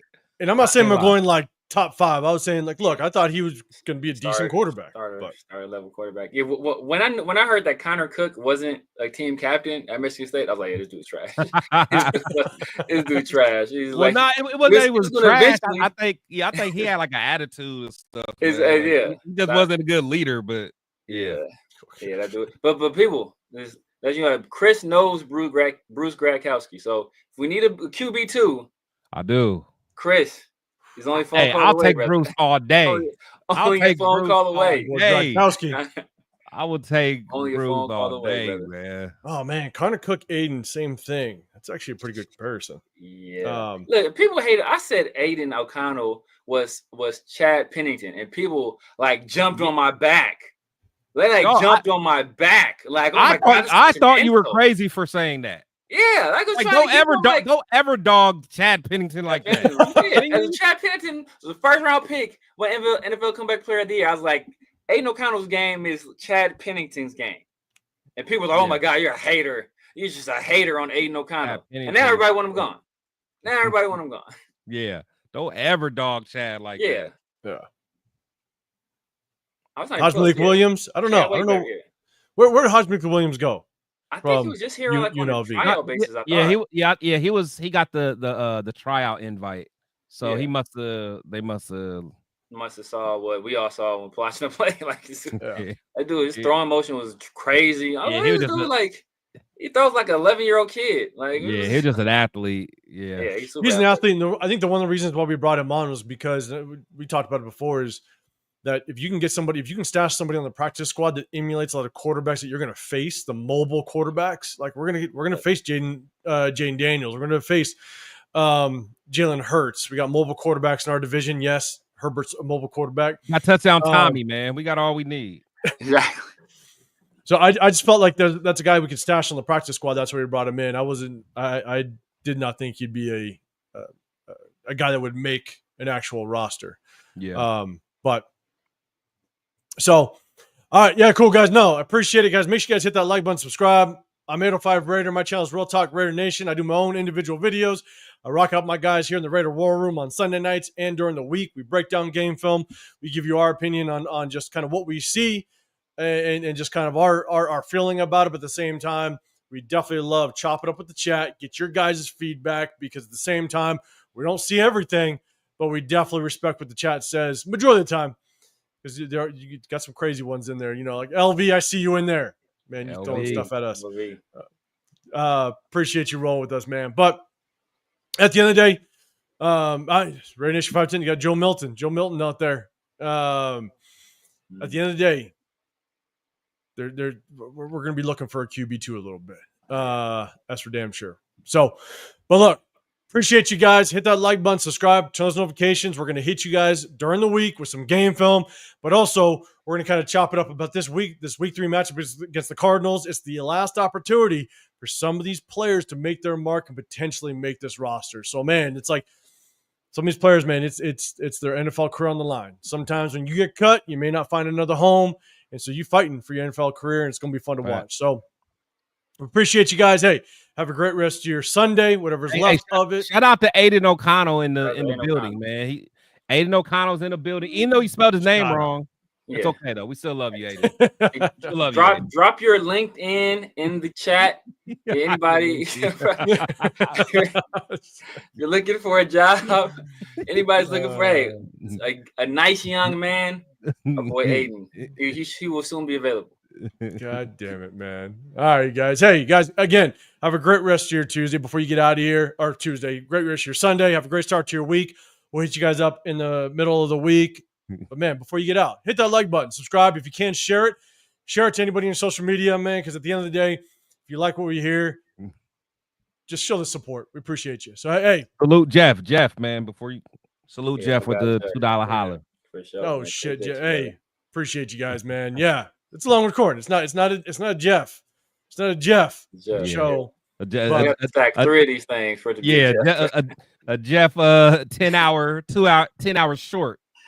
I have a feeling all of a sudden Jeff comes back and this Aiden O'Connell account comes back. I don't know, Jeff. Is this?